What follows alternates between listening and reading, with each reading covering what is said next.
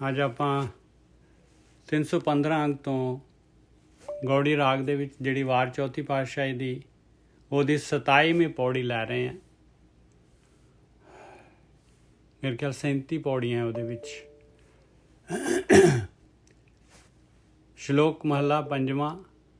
ਇਹ ਪੰਜਵੀਂ ਪਾਤਸ਼ਾਹੀ ਦੇ ਇਹਦੇ ਵਿੱਚ ਸ਼ਲੋਕ ਲਾਇਆ ਪਹਿਲਾਂ, ਮੇਰੇ ਖਿਆਲ ਪਹਿਲੀ ਵਾਰੀ।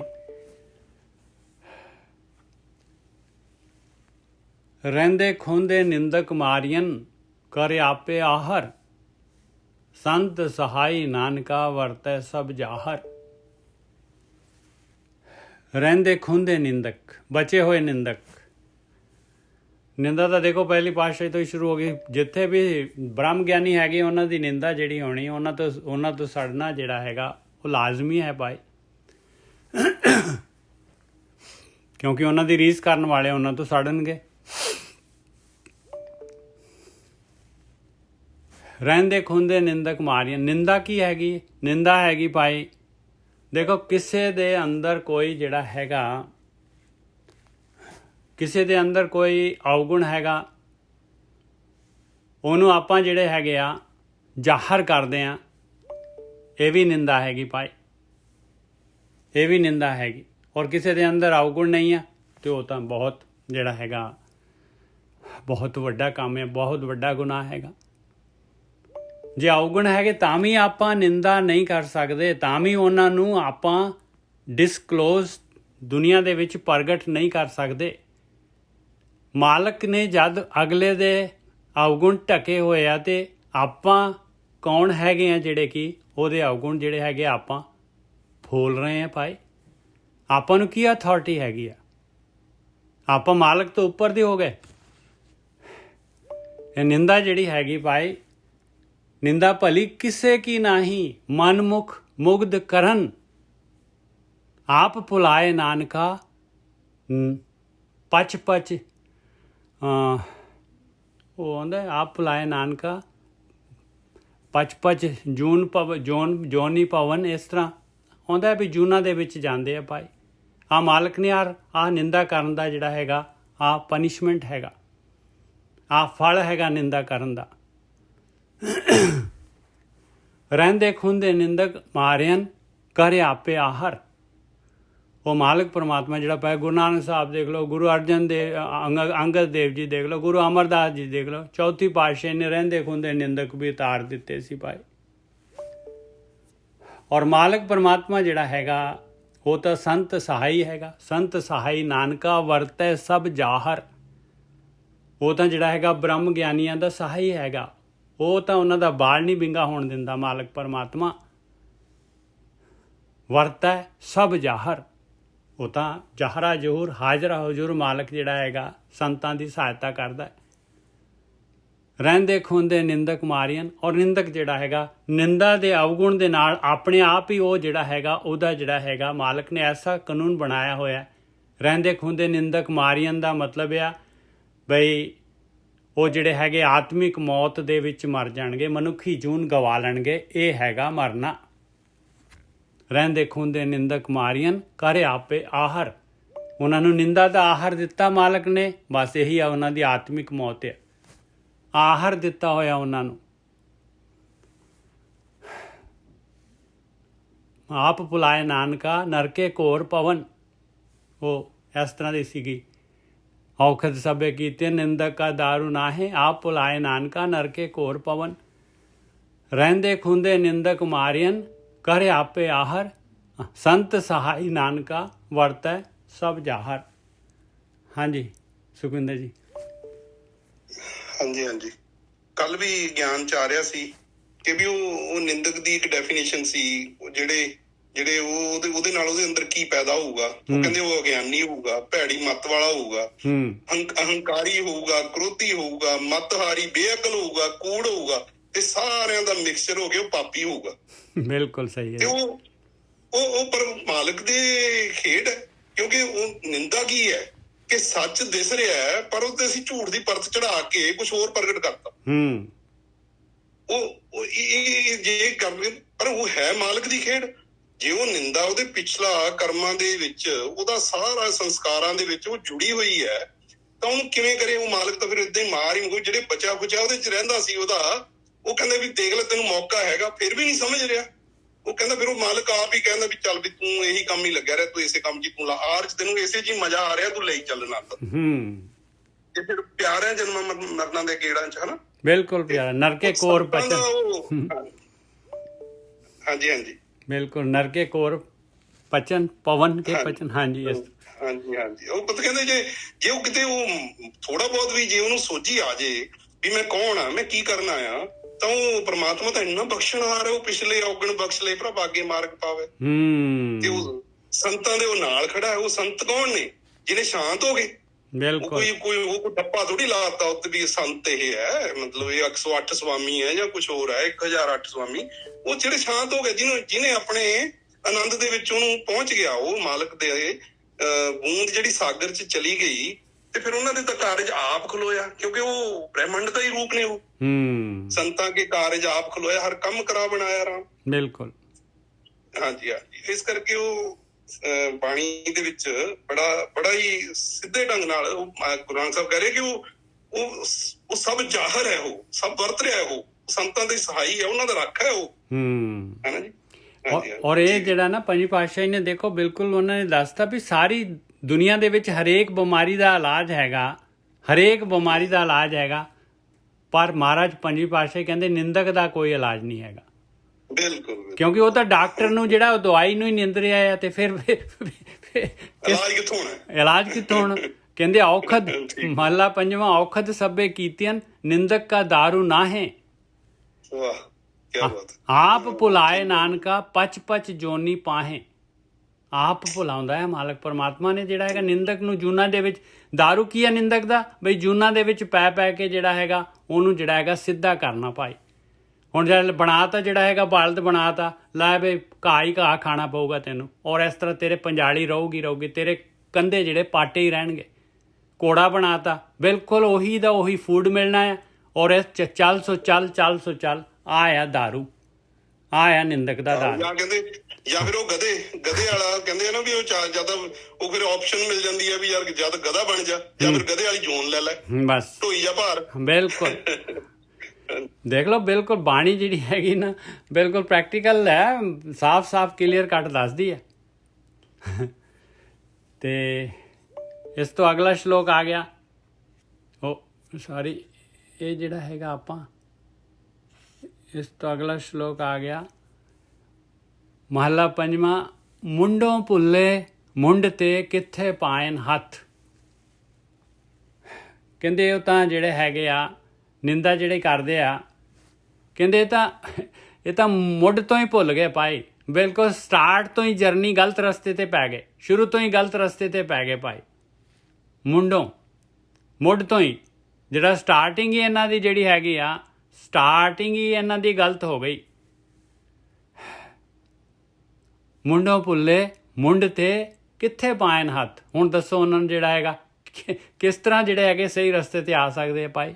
ਉਹਨਾਂ ਦਾ ਕੀ ਹੈਗਾ? ਉਹਨਾਂ ਦਾ ਉਹਨਾਂ ਨੇ ਉਹ ਤਾਂ ਜਿਹੜੇ ਹੈਗੇ ਡਾਕਟਰ ਜਿਹੜਾ ਹੈਗਾ ਦਵਾਈ ਜਿਹੜੀ ਹੈਗੀ ਉਹਨੂੰ ਹੀ ਨਿੰਦਣ ਲੱਗ ਗਏ। ਤਿਨੇ ਮਾਰੇ ਨਾਨਕਾ ਜੇ ਕਾਰਨ ਸਮਰੱਥ। ਕਹਿੰਦੇ ਉਹ ਕਾਰਨ ਸਮਰੱਥ ਹੈ ਮਾਲਕਾ, ਸਭ ਕੁਛ ਕਰਨ ਜੋ ਕਰਨ ਹਾਰ ਹੈ ਮਾਲਕ ਪਰਮਾਤਮਾ। ਉਸਨੇ ਜੋ ਕਾਨੂੰਨ ਬਣਾਇਆ ਹੋਇਆ ਹੈ ਭਾਈ, ਉਹ ਜਿਹੜਾ ਹੈਗਾ ਉਹਦੇ ਵਿੱਚ ਜਿਹੜਾ ਹੈਗਾ ਉਹਨੂੰ ਜਾਣਾ ਪਊਗਾ। ਇਹਨਾਂ ਦੀ ਆਤਮਿਕ ਮੌਤ ਹੋਏਗੀ ਔਰ ਜਿਹੜਾ ਬਜਰ ਘੋਰ ਜੂਨਾਂ ਦੇ ਵਿੱਚ ਜਿਹੜਾ ਹੈ ਪਚ ਕੇ ਸਿੱਧੇ ਹੋਣਗੇ। ਤਿਨੇ ਮਾਰੇ ਨਾਨਕਾ ਜੇ ਕਾਰਨ ਸਮਰੱਥ। ਉਹ ਕਾਰਨ ਸਮਰੱਥ ਜਿਹੜਾ ਮਾਲਕ ਪਰਮਾਤਮਾ ਜਿਹਨੇ ਸੰਸਾਰ ਬਣਾਇਆ, ਆਕਾਰ ਬਣਾਇਆ, ਜਿਹੜਾ ਹੈਗਾ ਆਪਣੇ ਅੰਦਰ ਵਸ ਰਿਹਾ, ਜਿਹੜੀ ਆਤਮਾ ਹੈਗੀ ਉਹ ਉਹਦਾ ਅੰਸ਼ ਹੈਗੀ ਆ, ਉਸ ਮਾਲਕ ਦਾ ਕਾਨੂੰਨ ਹੈਗਾ। ਹਾਂਜੀ ਵੀਰ ਜੀ। ਜੀ ਉਹ ਇਹਦੇ ਚ ਫਿਰ ਉਹ ਮੁੰਡੋਂ ਭੁੱਲੇ ਮੁੰਡ ਤੇ ਉਹ ਕੀ ਹੈ ਕਿ ਉਹ ਪਿਛਲਾ ਇੰਨੀ ਜ਼ਿਆਦਾ ਉਹਨਾਂ ਦੀ ਘੋਰ ਅਪਰਾਧੀ ਹੈ ਉਹ, ਜਿਹਦਾ ਬਖਸ਼ਿਆ ਨਹੀਂ ਜਾ ਸਕਦਾ ਉਹ ਜਿੰਨੀ ਦੇਰ ਉਹ ਉਹਦਾ ਨਾਂ ਦੇਵੇ ਲੇਖਾ, ਉਹ ਕਿ ਉਹ ਕਰਮਾਂ ਦਾ ਖੇਡ ਹੈ, ਕਰਮਾਂ ਸੰਗਰਾ ਖੇਤ ਹੈ। ਬਿਲਕੁਲ, ਉਹ ਐਸੇ ਬੰਦਿਆਂ ਦਾ ਕੀ ਕਰਨ? ਉਹ ਮਾਲਕ ਕਹਿੰਦਾ ਵੀ ਉਹਨਾਂ ਨੂੰ ਤਾਂ ਫਿਰ ਉਹੀ ਕਾਰਨ ਸਮਰੱਥ ਉਹਦੇ ਹੁਕਮ ਜੀ ਚੱਲ ਰਹੇ ਨੇ, ਉਹ ਕੀ ਕਰਾਂ ਮੈਂ ਉਹਨਾਂ ਦਾ। ਨਾ ਉਹਨਾਂ ਨੇ ਕਿਤੋਂ ਲੈਣਾ। ਜੇ ਹਾਂ ਕੋਈ ਕਰਮ ਜੇ ਬਖਸ਼ ਲਏ ਮਾਲਕ, ਕੋਈ ਉਹਦੀ ਸੰਗਤ ਦੇ ਵਿੱਚ ਕੋਲ ਆ ਕੇ ਬਹਿ ਗਿਆ ਕੋਈ, ਤੇ ਉਹ ਮਾਲਕ ਉਹਦੇ ਬਖਸ਼ਣਹਾਰ ਹੈ ਉਹ। ਹਾਂ, ਜੇ ਡਾਕਟਰ ਦੀ ਜਿਹੜੀ ਪ੍ਰਿਸਕ੍ਰਿਪਸ਼ਨ ਜਿਹੜਾ ਹੈਗਾ ਉਹ ਵੀ ਲੈ ਲੇ, ਦਵਾਈ ਵੀ ਲੈ ਲੇ, ਤੇ ਜਿਹੜਾ ਹੈਗਾ ਪਰਹੇਜ਼ ਵੀ ਲੈ ਲੇ, ਤਾਂ ਬਖਸ਼ਿਆ ਜਾਊਗਾ। ਬਿਲਕੁਲ ਬਿਲਕੁਲ, ਔਰ ਉਸ ਤੇ ਚੱਲ ਪਏ। ਹਾਂ, ਇਹ ਵੀ ਗੱਲ ਹੈਗੀ, ਨਹੀਂ ਤਾਂ ਦਵਾਈ ਲਿਆ ਕੇ ਆੜੇ 'ਚ ਰੱਖ ਦੇ, ਖਾਣਾ ਪਊਗੀ ਨਾ। ਬਿਲਕੁਲ। ਤੇ ਅੱਗੇ ਜਿਹੜਾ ਹੈਗਾ ਫਿਰ ਪੌੜੀ ਆਈ ਪੰਜਵੀਂ ਪਾਤਸ਼ਾਹੀ ਦੀ। ਕਮਾਲ ਹੈ ਜੀ, ਪੰਜਵੀਂ ਪਾਤਸ਼ਾਹੀ ਦੀ ਪੌੜੀ ਆ ਗਈ। ਦੇਖੋ ਐਕਸਟਰਾ ਪੌੜੀ ਮਹਾਰਾਜ ਨੇ ਲਗਾਈ ਹੈ ਇਹਦੇ ਵਿੱਚ। ਵਾਰ ਚੌਥੀ ਪਾਤਸ਼ਾਹੀ ਦੀ ਹੈ, ਪੌੜੀ ਪੰਜਵੀਂ ਪਾਤਸ਼ਾਹੀ ਦੀ ਹੈ, ਔਰ ਸ਼ਲੋਕਸ ਵੀ ਪੰਜਵੀਂ ਪਾਤਸ਼ਾਹੀ ਦੇ ਸੀਗੇ, ਦੋਨੋਂ ਦੇ ਦੋਨੋਂ। ਪੌੜੀ ਲੈ ਫਾਹੇ ਰਾਤੀ ਤੁਰੈਂ ਪ੍ਰਭ ਜਾਣੇ ਪ੍ਰਾਣੀ। ਨਿੰਦਕ ਕੀ ਕਰਦਾ ਹੈ? ਇਹਦਾ ਕੰਮ ਕੀ ਹੁੰਦਾ ਹੈ? ਇਹਦੀ ਜਿਹੜੀ ਹੈਗੀ ਇਹਦੀ ਆਪਣਾ ਜਿਹੜਾ ਹੈਗਾ ਜੀਵਨ ਕਿਹੋ ਜਿਹਾ ਹੁੰਦਾ ਹੈ? ਕੀ ਕਰਦਾ ਹੈ? ਲੈ ਫਾਹੇ ਰਾਤੀ ਤੁਰੈਂ ਪ੍ਰਭ ਜਾਣੇ ਪ੍ਰਾਣੀ। ਕਹਿੰਦੇ ਆਪਣੇ ਆਪ ਨੂੰ ਜਿਹੜਾ ਹੈਗਾ ਅਵਗੁਣ ਕਰਦਾ ਹੈ, ਪਰ ਜਿਹੜਾ ਹੈਗਾ ਬਿਲਕੁਲ ਛੁਪ ਕੇ ਕਰਦਾ ਹੈ, ਲੁੱਕ ਕੇ ਕਰਦਾ ਹੈ, ਕਿਸੇ ਨੂੰ ਪਤਾ ਨਾ ਲੱਗੇ। ਦਫ਼ਤਰ ਦੇ ਵਿੱਚ ਵੀ ਰਿਸ਼ਵਤ ਲਊਗਾ ਬੜੇ ਤਰੀਕੇ ਦੇ ਨਾਲ, ਕਿਸੇ ਤਰੀਕੇ ਦੇ ਨਾਲ ਜਿਹੜਾ ਹੈਗਾ ਜਾ ਕੇ ਜਿਹੜਾ ਹੈਗਾ ਉਹ ਚਾਹ ਵਾਲੇ ਨੂੰ ਜਿਹੜਾ ਉਹਨੂੰ ਬਣਾ ਦੂ ਵੀ ਜਾ ਉੱਥੇ ਦਿਆ ਜਾ ਕੇ। ਕਿਤੇ ਨਾ ਕਿਤੇ ਇਸ ਤਰੀਕੇ ਦੇ ਨਾਲ ਉਹ ਅਵਗੁਣ ਕਰਦਾ ਹੈ ਕਿ ਦੂਸਰਿਆਂ ਨੂੰ ਪਤਾ ਨਾ ਲੱਗੇ। ਲੈ ਫਾਹੇ ਲੈ ਕੇ ਤੁਰਦਾ ਇਸ ਤਰ੍ਹਾਂ। ਲੈ ਫਾਹੇ ਰਾਤੀ ਤੁਰੈਂ ਪ੍ਰਭ ਜਾਣੇ ਪ੍ਰਾਣੀ।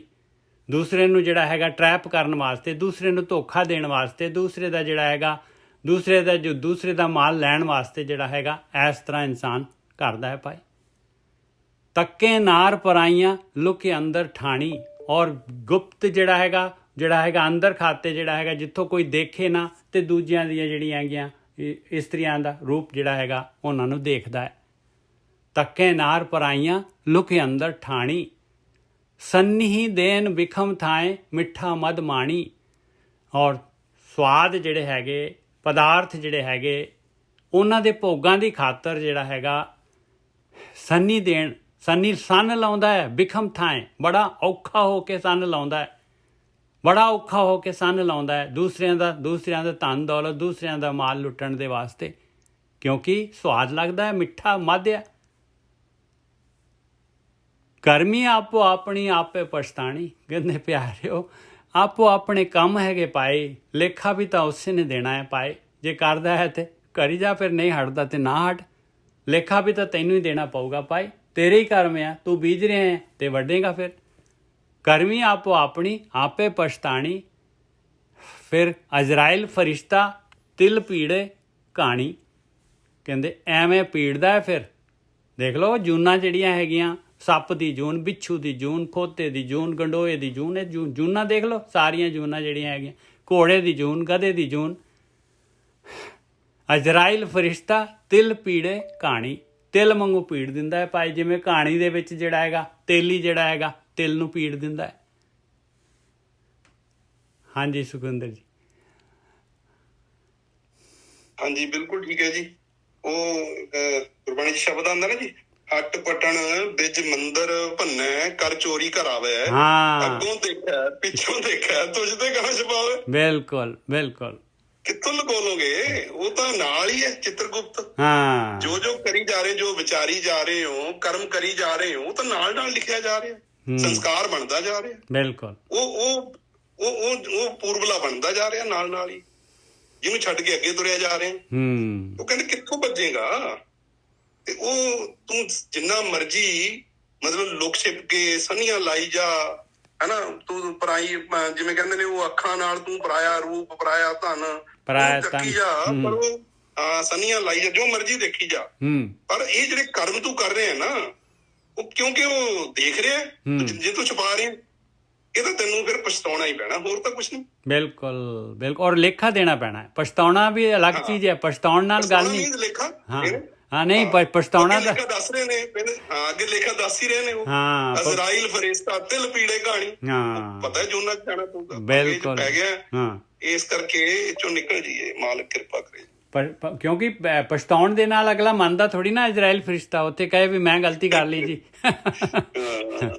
ਉਹ ਤਾਂ ਸਾਹਮਣੇ ਆ ਹੀ ਜਾਣਾ ਨਾ ਜੀ। ਹਾਂ, ਉਹ ਤਾਂ ਅੰਦਰੋਂ ਚਾਨਣ ਹੈ, ਉਹਨੂੰ ਕਿ ਮੈਂ ਬਿਲਕੁਲ ਕਰ ਰਿਹਾ ਪਾਪ, ਹਾਂ ਪਾਪੀ ਪਾਪ, ਉਹ ਕਹਿੰਦੇ ਆ ਜੀ ਪਤਾ ਨੀ ਪਾਪੀ ਪਾਪ ਕਮਾਉਂਦੇ ਕਰਦੇ ਹਾਏ ਹਾਏ, ਹਨਾ ਏਦਾਂ ਕੁਛ ਤੁੱਕਣਾ ਚਾਹੁੰਦੀ ਹੈ। ਹਾਂ, ਜਿਉਂ ਮੱਥਣ ਮਧਾਣੀਆਂ ਤਿਉਂ ਮੱਥੇ ਧਰਮ ਰਾਏ। ਹਾਂਜੀ ਹਾਂਜੀ ਹਾਂਜੀ, ਬਸ ਉਹ ਖੇਡ ਰਿਹਾ ਸੀ ਇਹ ਮਾਲਕ। ਧਰਮ ਰਾਏ ਮਤਲਬ ਇਜ਼ਰਾਈਲ, ਇਹਨੂੰ ਮੁਸਲਮਾਨੀ ਉਹਦੇ ਲੈਂਗੁਏਜ 'ਚ ਇਜ਼ਰਾਈਲ ਕਹਿ ਦਿੰਦੇ, ਪਰਸ਼ੀਅਨ ਦੇ ਵਿੱਚ ਉਧਰ ਆਪਣਾ ਧਰਮਰਾਜ ਕਹਿ ਦਿੰਦੇ ਆ। ਹਾਂ ਹਾਂਜੀ ਬਿਲਕੁਲ ਜੀ, ਜੋ ਉਹਦਾ ਹੁਕਮ ਹੈ, ਜੋ ਸਿਸਟਮ ਹੈ, ਜੋ ਉਹਦਾ। ਹਾਂ, ਅਗਲੀ ਪੌੜੀ ਦੇ ਸ਼ਲੋਕ ਆ ਗਏ। ਇਹ ਵੀ ਪੰਜਵੀਂ ਪਾਤਸ਼ਾਹੀ ਦਾ ਸ਼ਲੋਕ ਹੈ। ਸ਼ਲੋਕ ਮਹੱਲਾ ਪੰਜਵਾਂ। ਸੇਵਕ ਸੱਚੇ ਸ਼ਾਹ ਕੇ ਸਈ ਪਰਵਾਨ, ਸੇਵਕ ਸੱਚੇ ਸ਼ਾਹ ਕੇ ਸਈ ਪਰਵਾਨ, ਦੂਜਾ ਸੇਵਨ ਨਾਨਕਾ ਸੇ ਪਛ ਪਛ ਮੂਏ ਅਜਾਣ। ਸੱਚੇ ਸ਼ਾਹ ਦੇ ਮਾਲਕ ਪਰਮਾਤਮਾ ਦੇ ਸੇਵਕ। ਮਾਲਕ ਪਰਮਾਤਮਾ ਜਿਹੜਾ ਹੈਗਾ, ਮਾਲਕ ਪਰਮਾਤਮਾ ਜਿਹੜੇ ਕਹਿੰਦੇ ਜੀ ਪਰਮਾਤਮਾ ਕੋਈ ਚਾਪਲੂਸੀ ਕਿਉਂ ਪਸੰਦ ਕਰਦਾ ਹੈ ਭਾਈ, ਪਰਮਾਤਮਾ ਦਾ ਨਾਮ ਕਿਉਂ ਜਪਣਾ ਹੈ, ਕਿਉਂ ਜਿਹੜਾ ਹੈਗਾ ਉਹਦਾ ਸਿਮਰਨ ਕਰਨਾ ਹੈ, ਕਿਉਂ ਉਹਦਾ ਧਿਆਨ ਕਰਨਾ ਹੈ। ਭਾਈ ਬਾਣੀ ਕਹਿੰਦੀ ਹੈ, ਪਿਆਰਿਆ ਤੂੰ ਪਰਮਾਤਮਾ ਦਾ ਨਾਮ ਜਪੇਗਾ ਤੇ ਜੇ ਸਭ ਮਿਲ ਕੇ ਆਖਣ ਪਾਏ ਵੱਡਾ ਨਾ ਹੋਵੇ ਘਾਟ ਨਾ ਜਾਏ, ਤੇ ਨਾ ਤਾਂ ਉਹਨੇ ਵੱਡਾ ਹੋਣਾ ਨਾ ਉਹਨੇ ਘਟ ਜਾਣਾ। ਜੇ ਤੂੰ ਉਹਦੀ ਨਿੰਦਾ ਵੀ ਕਰੇਗਾ ਤੇ ਤਾਂ ਵੀ ਉਹਨੂੰ ਕੁਛ ਨਹੀਂ ਪੈਣਾ, ਕੁਛ ਫਰਕ ਨਹੀਂ ਪੈਣਾ। ਇਹ ਜਪਣਾ ਕੀ ਹੈਗਾ, ਇਹ ਸਿਮਰਨਾ ਕੀ ਹੈਗਾ, ਇਹ ਧਿਆਨ ਕੀ ਹੈਗਾ। ਇਹ ਧਿਆਨ ਪਿਆਰਿਆ ਤੈਨੂੰ ਯਾਦ ਰਹੇ, ਤੂੰ ਇਹ ਨਿੰਦਾ, ਇਹ ਚੁਗਲੀ, ਇਹ ਪਰਾਏ ਜਿਹੜੇ ਹੈਗੇ ਅਵਗੁਣ, ਇਹਨਾਂ ਅਵਗੁਣਾਂ ਤੋਂ ਬਚਣ ਵਾਸਤੇ, ਇਹਨਾਂ ਅਵਗੁਣਾਂ ਤੋਂ ਬਚਣ ਵਾਸਤੇ ਜਿਹੜਾ ਹੈਗਾ ਤੈਨੂੰ ਆਹੀ ਧਿਆਨ ਸਿਮਰਨ ਜਿਹੜਾ ਹੈਗਾ ਇਹ ਕਰਨਾ ਪਊਗਾ। ਇਹ ਧਿਆਨ ਸਿਮਰਨ ਪਰਮਾਤਮਾ ਦਾ ਨਹੀਂ ਹੈਗਾ, ਇਹ ਧਿਆਨ ਸਿਮਰਨ ਆਪਣਾ ਹੈਗਾ। ਗੁਰਕੀ ਸਾਹਿਬ ਆ ਗਏ, ਆਪਾਂ ਉਸ ਤੋਂ ਬਾਅਦ ਇਹ ਸ਼ੁਰੂ ਕਰਦੇ ਹਾਂ ਗੱਲ। ਗੁਰਕੀ ਸਾਹਿਬ, ਵਾਹਿਗੁਰੂ ਜੀ ਕਾ ਖਾਲਸਾ, ਵਾਹਿਗੁਰੂ ਜੀ ਕੀ ਫਤਿਹ। ਵਾਹਿਗੁਰੂ ਜੀ ਕਾ ਖਾਲਸਾ, ਵਾਹਿਗੁਰੂ ਜੀ ਕੀ ਫਤਿਹ। ਨਿੱਜਰ ਸਾਹਿਬ ਆਪ ਕੰਟੀਨਿਊ ਕਰੋ ਪਲੀਜ਼। ਹਾਂਜੀ ਹਾਂਜੀ, ਇਹ ਨਾ ਬਈ ਕਹਿੰਦੇ ਜੀ ਭਗਤੀ ਕਿਉਂ ਕਰੀਏ, ਪਰਮਾਤਮਾ ਕੋਈ ਚਾਪਲੂਸ ਹੈਗਾ ਜਿਹੜਾ, ਉਹਨੂੰ ਕਿਉਂ ਜਿਹੜਾ ਹੈਗਾ ਉਹਦੀ ਵਾਹ ਜਿਹੜੀ ਹੈਗੀ ਆ ਪਸੰਦ ਆਉਂਦੀ ਹੈ, ਕਿਉਂ ਅਸੀਂ ਉਹਦਾ ਨਾਮ ਜਪੀਏ ਭਾਈ, ਕਾਹਦੇ ਵਾਸਤੇ।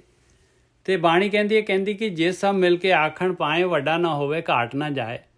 ਜੇ ਤੂੰ ਉਹਨੂੰ ਸਾਰੇ ਮਿਲ ਕੇ ਦੁਨੀਆ ਦੇ ਸਾਰੇ ਵਾਹ ਕਰੀ ਜਾਓ ਤਾਂ ਵੀ ਉਹਨੂੰ ਕੋਈ ਫਰਕ ਪੈਣਾ ਨਹੀਂ, ਨਾ ਉਹਨੇ ਵੱਡਾ ਹੋਣਾ ਨਾ ਉਹਨੇ ਘਟਣਾ ਹੈ। ਜੇ ਨਿੰਦਾ ਕਰਾਂਗੇ ਤਾਂ ਵੀ ਨਹੀਂ ਘਟਦਾ ਉਹ।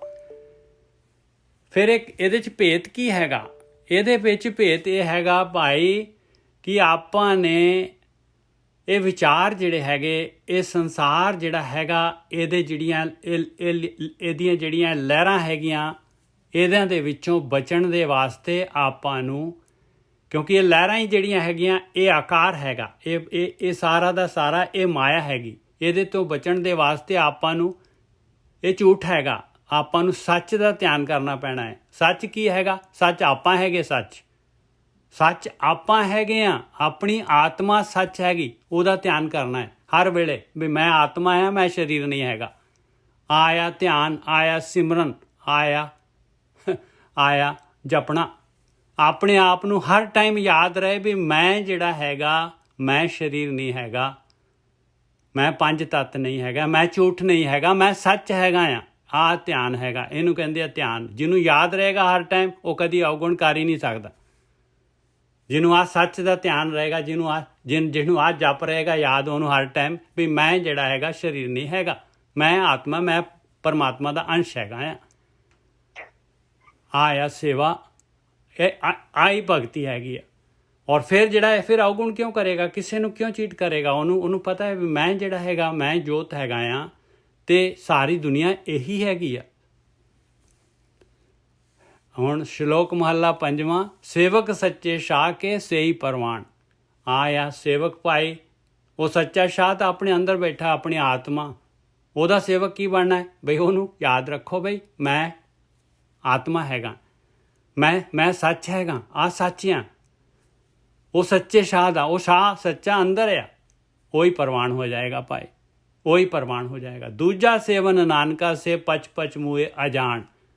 ਬਸ ਬਾਕੀ ਜਿਹੜਾ ਹੈਗਾ ਫਿਰ ਝੂਠ ਹੈਗਾ ਸਾਰਾ। ਦੂਜਾ ਡੁਐਲਿਟੀ, ਆਪਣਾ ਸਰੀਰ ਹੀ ਦੂਜਾ ਆ ਗਿਆ। ਬਸ ਫਿਰ ਸਰੀਰ ਸਮਝ ਲਿਆ ਆਪਣੇ ਆਪ ਨੂੰ, ਫਿਰ ਕਰੀ ਜਾਓ ਅਵਗੁਣ, ਫਿਰ ਇਹਨੂੰ ਖਿਲਾਏ ਜਾਓ, ਲੱਗੇ ਰਹੋ ਸਵਾਦਾਂ ਦੇ ਵਿੱਚ। ਹਾਂਜੀ ਵੀਰ ਜੀ।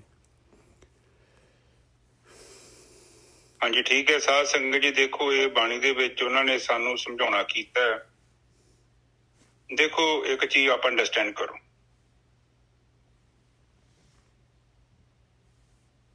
ਕੋਈ ਵੀ ਬੰਦਾ ਪਰਮਾਤਮਾ ਦੀ ਭਗਤੀ ਨਹੀਂ ਕਰਦਾ ਪਿਆ, ਇਹ ਸੱਚ ਆ, ਇਹ ਫੈਕਟ ਹੈਗਾ। ਕੋਈ ਕਿਸੇ ਬਾਬੇ ਦੇ ਪਿੱਛੇ ਲੱਗਾ ਹੈ, ਕੋਈ ਦੇਵੀ ਦੇਵਤੇ, ਕੋਈ ਮਸੀਹਤ, ਕੋਈ ਮਿੱਟੀ, ਕੋਈ ਨਦੀ, ਕੋਈ ਸੂਰਜ, ਕੋਈ ਚੰਦਰਮਾ, ਕੋਈ ਦੇਵੀ ਸ਼ਕਤੀ ਨੂੰ, ਹੋਰ ਇੱਧਰ ਉੱਧਰ ਦੀਆਂ ਸ਼ਕਤੀਆਂ ਨੂੰ ਲੋਕ ਪੂਜਦੇ ਆ ਤੇ ਪ੍ਰਮਾਤਮਾ ਦੀ ਕੋਈ ਵੀ ਬੰਦਾ ਭਗਤੀ ਨਹੀਂ ਕਰਦਾ। ਇਹ ਸੱਚ ਜੇ, ਕਿਉਂਕਿ ਇਹ ਸੰਸਾਰ ਜਿਹੜਾ ਹੈ ਨਾ, ਇਹ ਸੰਸਾਰ ਪਹਿਲੇ ਦਿਨ ਤੋਂ ਹੀ ਇੱਕ ਐਸੇ ਰਸਤੇ ਤੇ ਚੱਲਿਆ ਹੈ ਜਿਹੜਾ ਰਸਤਾ ਪ੍ਰਮਾਤਮਾ ਵੱਲ ਜਾਂਦਾ ਨਹੀਂ। ਵੈਸੇ ਲੋਕੀ ਕਹਿੰਦੇ ਆ ਕਿ ਕੋਈ ਨਹੀਂ ਯਾਰ, ਕੋਈ ਫਰਕ ਨਹੀਂ ਪੈਂਦਾ, ਪ੍ਰਮਾਤਮਾ ਨੂੰ ਪਤਾ ਹੈ, ਜਾਨੀ ਜਾਣ ਆ ਤੇ ਸਾਰੀ ਭਗਤੀ ਉਹਨੂੰ ਜਾਂਦੀ ਆ। ਪਰ ਮੈਂ ਨਹੀਂ, ਏਦਾਂ ਨਹੀਂ ਹੁੰਦਾ, ਇਟ ਇਜ਼ ਟੋਟਲੀ ਰੋਂਗ। ਇਹ ਲੋਕੀ ਬੇਵਕੂਫ ਬਣਾਉਂਦੇ ਨੇ ਤੇ ਲੋਕੀ ਬਣ ਜਾਂਦੇ।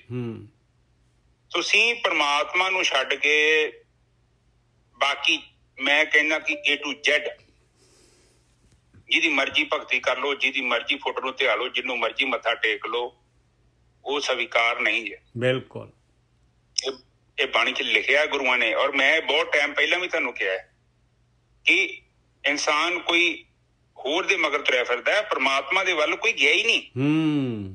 ਤੇ ਫਿਰ ਬਾਣੀ ਇਸੇ ਗੱਲ ਕਰਕੇ ਕਹਿ ਰਹੇ ਆ ਕਿ ਕਹਿੰਦੇ ਸੇਵਕ ਸੱਚੇ ਸਾਹ ਕੇ ਸੇਈ ਪ੍ਰਵਾਨ। ਜਿਹੜਾ ਪ੍ਰਮਾਤਮਾ ਸੱਚੇ ਦੇ ਵਿੱਚ ਰਹਿੰਦਾ ਹੈ ਔਰ ਸੱਚ ਨੂੰ ਜੀਵਨ 'ਚ ਲੈ ਕੇ ਆਉਂਦਾ ਹੈ, ਉਹ ਸੱਚਾਈ 'ਚ ਆਪਣਾ ਜੀਵਨ ਬਤੀਤ ਕਰਦਾ। ਅੱਜ ਇੱਕ ਭੈਣ ਦਾ ਫੋਨ ਆਇਆ ਸੀ, ਕਹਿੰਦੀ ਕਿ ਵੀਰ ਜੀ ਮੈਂ ਨਾ ਕਿਸੇ ਬੰਦੇ ਨੂੰ ਮਿਲੀ, ਉਹ ਬੰਦਾ ਸੀ, ਉਹਨੇ ਚਲੋ ਕੁਛ ਕੀਤਾ, ਉਹਨੇ ਧਾਰਮਿਕ ਚੀਜ਼ ਕੀਤੀ ਹੈ ਆਪਣੇ ਸਿੱਖਾਂ ਦੇ ਵਿੱਚ ਸੀ। ਉਹ ਕਹਿੰਦੀ ਕਿ ਇੰਨੀ ਜ਼ਿਆਦੀ ਵਧੀਆ ਸ਼ੁੱਧਤਾ, ਸਫਾਈ ਔਰ A to Z, ਮਤਲਬ ਏਦਾਂ ਨਹੀਂ ਖਾਣਾ, ਇਹ ਹੱਥ ਗੰਦੇ ਹੋ ਗਏ ਆ, ਧੋਣ ਚਲ ਗਏ ਆ, ਨਹਾਉਣ ਚਲ ਗਿਆ, ਏਦਾਂ ਕਰਕੇ ਇੰਨੀ ਸੁਚਮ।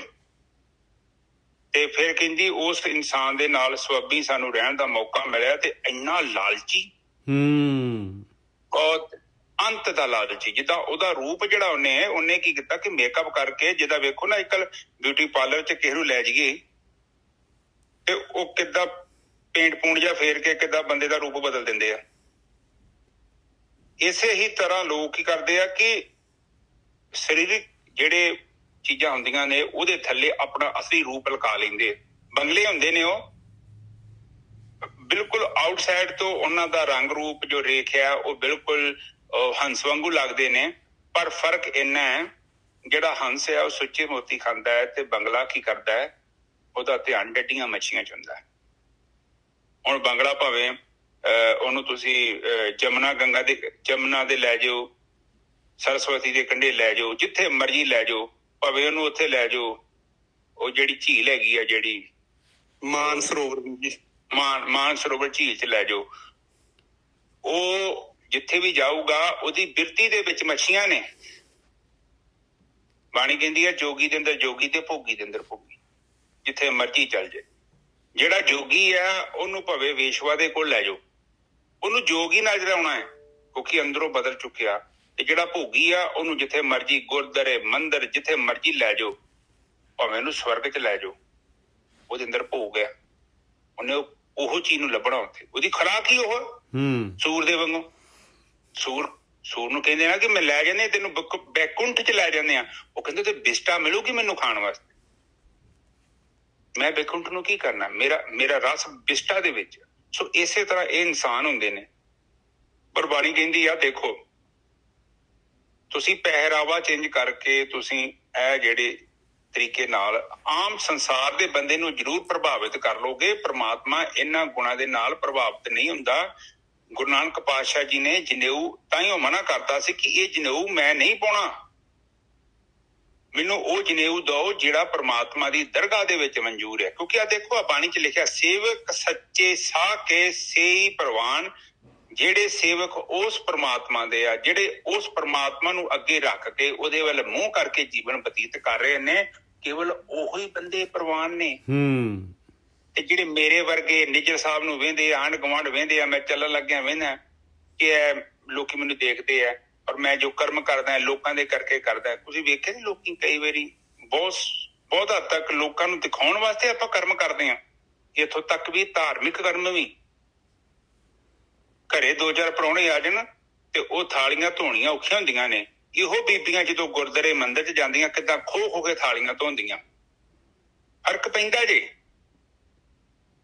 ਹੈ ਤੇ ਉਹੀ ਬਰਤਨ ਨੇ, ਉੱਥੇ ਵੀ ਬਰਤਨ ਉਹੀ ਨੇ, ਪਰ ਉੱਥੇ ਇੱਕ ਹੋਰ ਗੇਮ ਹੁੰਦੀ ਹੈ। ਠੀਕ ਹੈ ਜੀ, ਬਿਲਕੁਲ। ਸੋ ਇਹ ਪਲੀਜ਼ ਆਪ ਅੰਡਰਸਟੈਂਡ ਕਰੋ। ਇੱਥੇ ਇਹੋ ਗੱਲ ਨੂੰ ਸਮਝਾਉਣ ਦੀ ਕੋਸ਼ਿਸ਼ ਕੀਤੀ ਹੈ ਕਿ ਜਿਹੜਾ ਪ੍ਰਮਾਤਮਾ ਨੂੰ ਅੱਗੇ ਆਪਣੇ ਜੀਵਨ 'ਚ ਹਿੱਸਾ ਸਮਝਦਾ ਹੈ ਔਰ ਪ੍ਰਮਾਤਮਾ ਦੀ ਹੋਂਦ ਨੂੰ ਸਵੀਕਾਰ ਕਰਦਾ ਹੈ, ਐਵੇਂ ਕੇਵਲ ਕਲਪਨਿਕ ਗੱਲਾਂ ਨਹੀਂ, ਉਹ ਸੋਚਦਾ ਹੈ ਕਿ ਪ੍ਰਮਾਤਮਾ ਮੈਨੂੰ ਏਦਾਂ ਦੇਖਦਾ ਹੈ ਜਿੱਦਾਂ ਮੇਰੀਆਂ ਅੱਖਾਂ ਇਹ ਧਰਤੀ ਦੇ ਪਦਾਰਥਾਂ ਨੂੰ ਦੇਖ ਸਕਦੀਆਂ।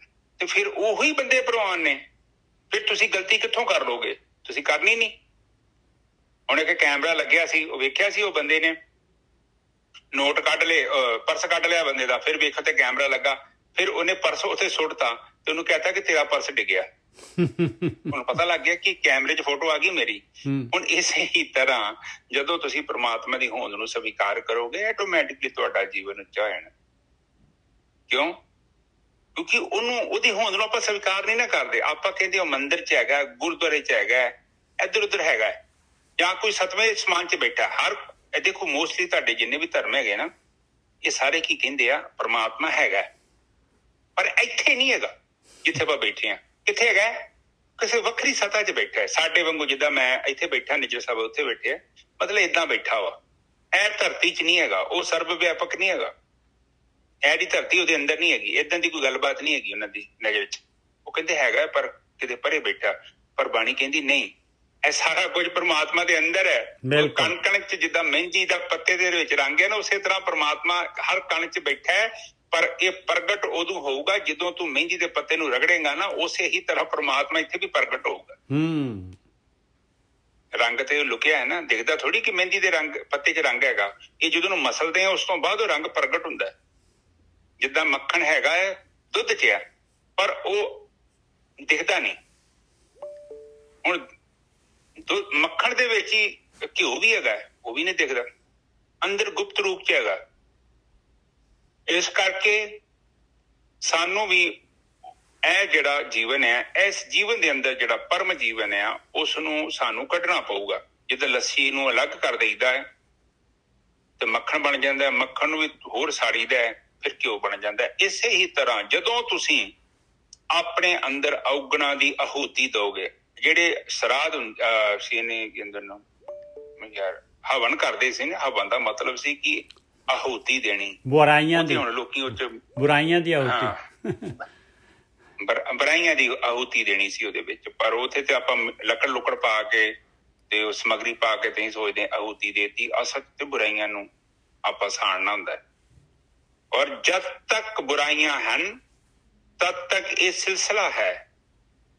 ਔਰ ਹੁਣ ਤੁਹਾਨੂੰ ਪਤਾ ਹੀ ਹੈ, ਜਦ ਤੱਕ ਉਹ ਕੰਚਨ ਨਹੀਂ ਨਾ ਬਣਦਾ ਉਹਨਾਂ ਚਿਰ ਗੱਲ ਨਹੀਂ, ਉਹ ਸਵੀਕਾਰ ਨਹੀਂ ਹੋਣਾ। ਖੋਟ ਹੁਣ ਤੁਹਾਡੇ ਕੋਲ ਪਾਟਾ ਨੋਟ ਕੋਈ ਲੈ ਕੇ ਆਵੇ, ਤੁਸੀਂ ਲੈਂਦੇ ਜੋ ਨਜ਼ਰ ਸਾਹਿਬ? ਨਾ। ਲੈ ਲੋਗੇ? ਨਹੀਂ। ਮੈਂ ਤੁਹਾਨੂੰ ਇਹਦਾ ਨਕਲੀ ਸਿੱਕਾ ਦਿੰਦਾ ਸੋਨੇ ਦਾ, ਤੁਸੀਂ ਲੈ ਲੋਗੇ ਸਾਰੇ ਜਾਣੇ ਕਿ ਚਰਨਜੀ ਫੜਾ ਦੇ, ਕੋਈ ਗੱਲ ਨਹੀਂ, ਵਸਤੂ ਲੈ ਜਾ, ਵਧੀਆ ਵਸਤੂ ਲੈ ਜਾ, ਉਹਦੇ ਬਰਾਬਰ ਦੇ ਅਸਲੀ ਸਿੱਕੇ ਜਿੰਨੀ ਵਸਤੂ ਲੈ ਜਾ। ਜੇ ਮੈਂ ਨਹੀਂ ਸਿੱਕਾ ਸਵੀਕਾਰ ਕਰ ਸਕਦਾ ਤੇ ਪ੍ਰਮਾਤਮਾ ਕਰਦਾ ਨਾ? ਉਹ ਕਰ ਲੂਗਾ?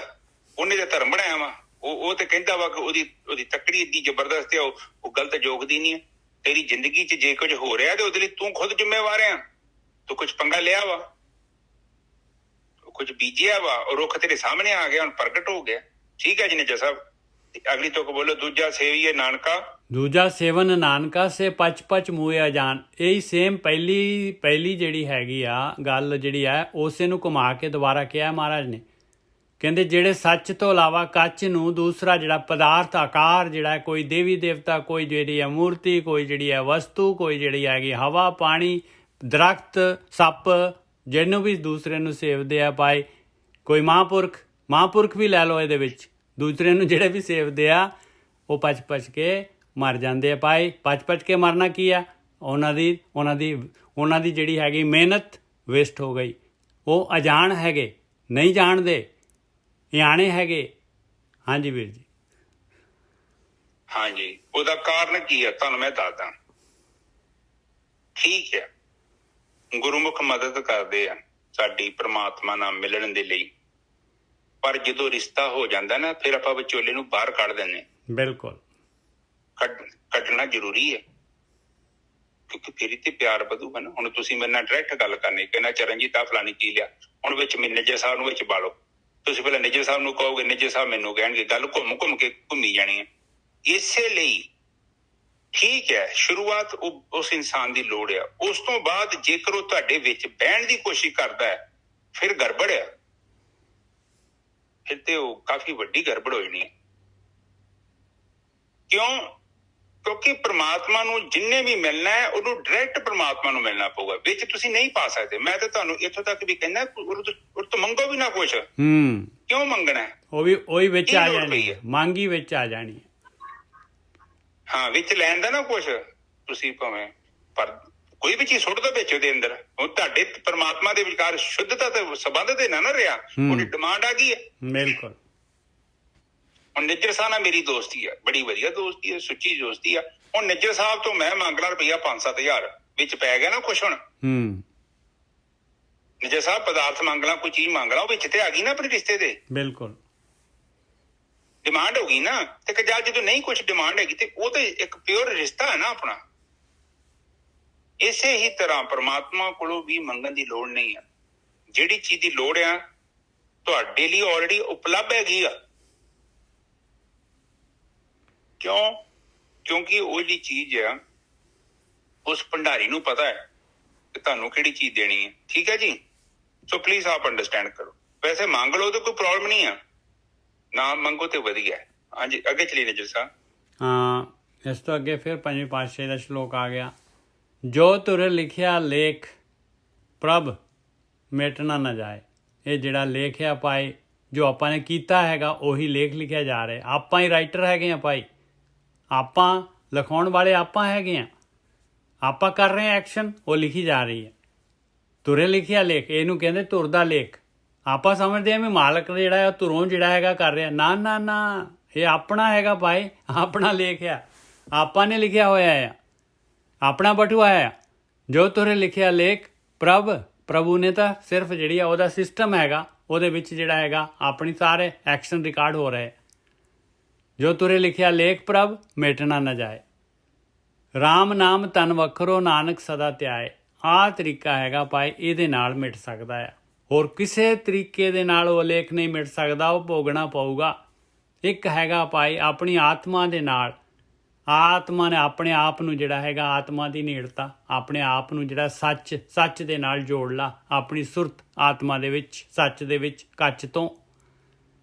ਰਾਮ ਨਾਮ ਧਨ ਵੱਖਰੋ, ਆ ਵੱਖਰ ਕਹਿੰਦੇ ਆ ਬਿਜ਼ਨਸ ਆਇਆ। ਰਾਮ ਨਾਮ ਦਾ ਧਨ ਹੈਗਾ ਭਾਈ, ਆਹ ਧਨ ਦੇ ਨਾਲ ਉਹ ਮਾਲਕ ਨੇ ਜਿਹੜਾ ਹੈਗਾ ਕੱਢ ਲੈਣਾ ਹੈ ਭਾਈ। ਇਸ ਧਨ ਦੇ ਨਾਲ ਜਿਹੜਾ ਹੈਗਾ ਉਹ ਨਾਮ ਧਨ ਪ੍ਰਗਟ ਹੋ ਜਾਣਾ ਹੈ, ਅੰਮ੍ਰਿਤ ਮਿਲ ਜਾਣਾ ਹੈ। ਔਰ ਉਸ ਤੋਂ ਬਾਅਦ ਜਿਹੜੀ ਹੈ ਮਾਇਆ ਜਿਹੜੀ ਹੈਗੀ ਆਪਣੇ ਆਪ ਜਿਹੜੀ ਹੈਗੀ, ਇਹ ਸਾਰੇ ਜਿਹੜੇ ਅਵਗੁਣ ਆਪਣੇ ਖਤਮ ਹੋ ਜਾਣੇ, ਸਾਰਾ ਲੇਖਾ ਜੋਖਾ ਖਤਮ ਹੋ ਜਾਏਗਾ। ਇਹ ਇਸ ਰਾਮ ਨਾਮ ਜਿਹੜਾ ਹੈਗਾ ਇਹ ਮਿਲਦਾ ਹੈ ਧਨ ਦੇ ਨਾਲ। ਧਨ ਹੈਗਾ ਵੀ ਆਪਣੀ ਆਤਮਾ ਦੀ ਨੇੜਤਾ, ਆਤਮਾ ਦੇ ਨੇੜੇ ਬੈਠਣਾ, ਸੁੰਨ ਦੇ ਵਿੱਚ ਬੈਠਣਾ, ਸੱਚ ਦੇ ਨਾਲ ਜੁੜਨਾ। ਇਸ ਕਰਕੇ ਨਾਨਕ ਸਦਾ ਧਿਆਏ, ਕਹਿੰਦੇ ਹਮੇਸ਼ਾ ਜਿਹੜਾ ਆਤਮਾ ਦੇ ਨੇੜੇ ਰਹਿ। ਹਮੇਸ਼ਾ ਯਾਦ ਰੱਖ ਬਈ ਤੂੰ ਸੱਚ ਹੈਗਾ, ਤੂੰ ਸਰੀਰ ਨਹੀਂ ਹੈਗਾ। ਹਾਂਜੀ ਗੁਰਕੀ ਸਾਹਿਬ। ਹਾਂਜੀ, ਕਹਿੰਦੇ ਕਿ ਉੱਪਰ ਕਹਿੰਦੇ ਕਿ ਧੁਰ ਤੋਂ ਜੇ ਕੋਈ ਲਿਖਿਆ ਪ੍ਰਭੂ ਨੇ, ਉਹਨੂੰ ਮਿਟਾਏਗਾ, ਉਹਨੂੰ ਕਿੱਥੋਂ ਮਿਟ ਸਕਦਾ? ਕਿਉਂਕਿ ਤੂੰ ਖੁਦ ਹੀ ਤੇ ਲਿਖਿਆ ਸੀ। ਹਾਂ, ਪੰਗਾ ਤੇ ਇਹ ਸੀ ਨਾ। ਹੁਣ ਤੇਰੇ ਕੋਲ ਕਲਮ ਹੈਗੀ, ਬਾਣੀ ਤੇ ਕਹਿੰਦੀ ਕਿਰਤ ਕਰਮ ਕੇ ਵਿਛੜੇ। ਬਿਲਕੁਲ। ਮੇਲੋ ਰਾਮ ਕਰਨੀ ਕਾਗਜ਼ ਮਨ ਮਸਵਾਣੀ। ਮਨ ਆ ਰਾਈਟਰ, ਕਰਨੀ ਕਾਗਜ਼, ਜੋ ਕਰਨੀ ਆ ਉਹ ਕਾਗਜ਼ ਹੈ, ਉਹ ਲੇਖ ਆ। ਕਾਗਜ਼ ਮਤਲਬ ਲੇਖ। ਕਰਨੀ ਕਾਗਜ਼ ਮਨ ਮਸਵਾਣੀ। ਬੁਰਾ ਭਲਾ ਦੋਏ ਲੇਖ ਪਏ। ਦੋ ਕੰਮ ਕਰ ਸਕਦਾ ਹੈ, ਬੁਰਾ ਕਰੇਗਾ ਜਾਂ ਭਲਾ ਕਰੇਗਾ, ਬਸ।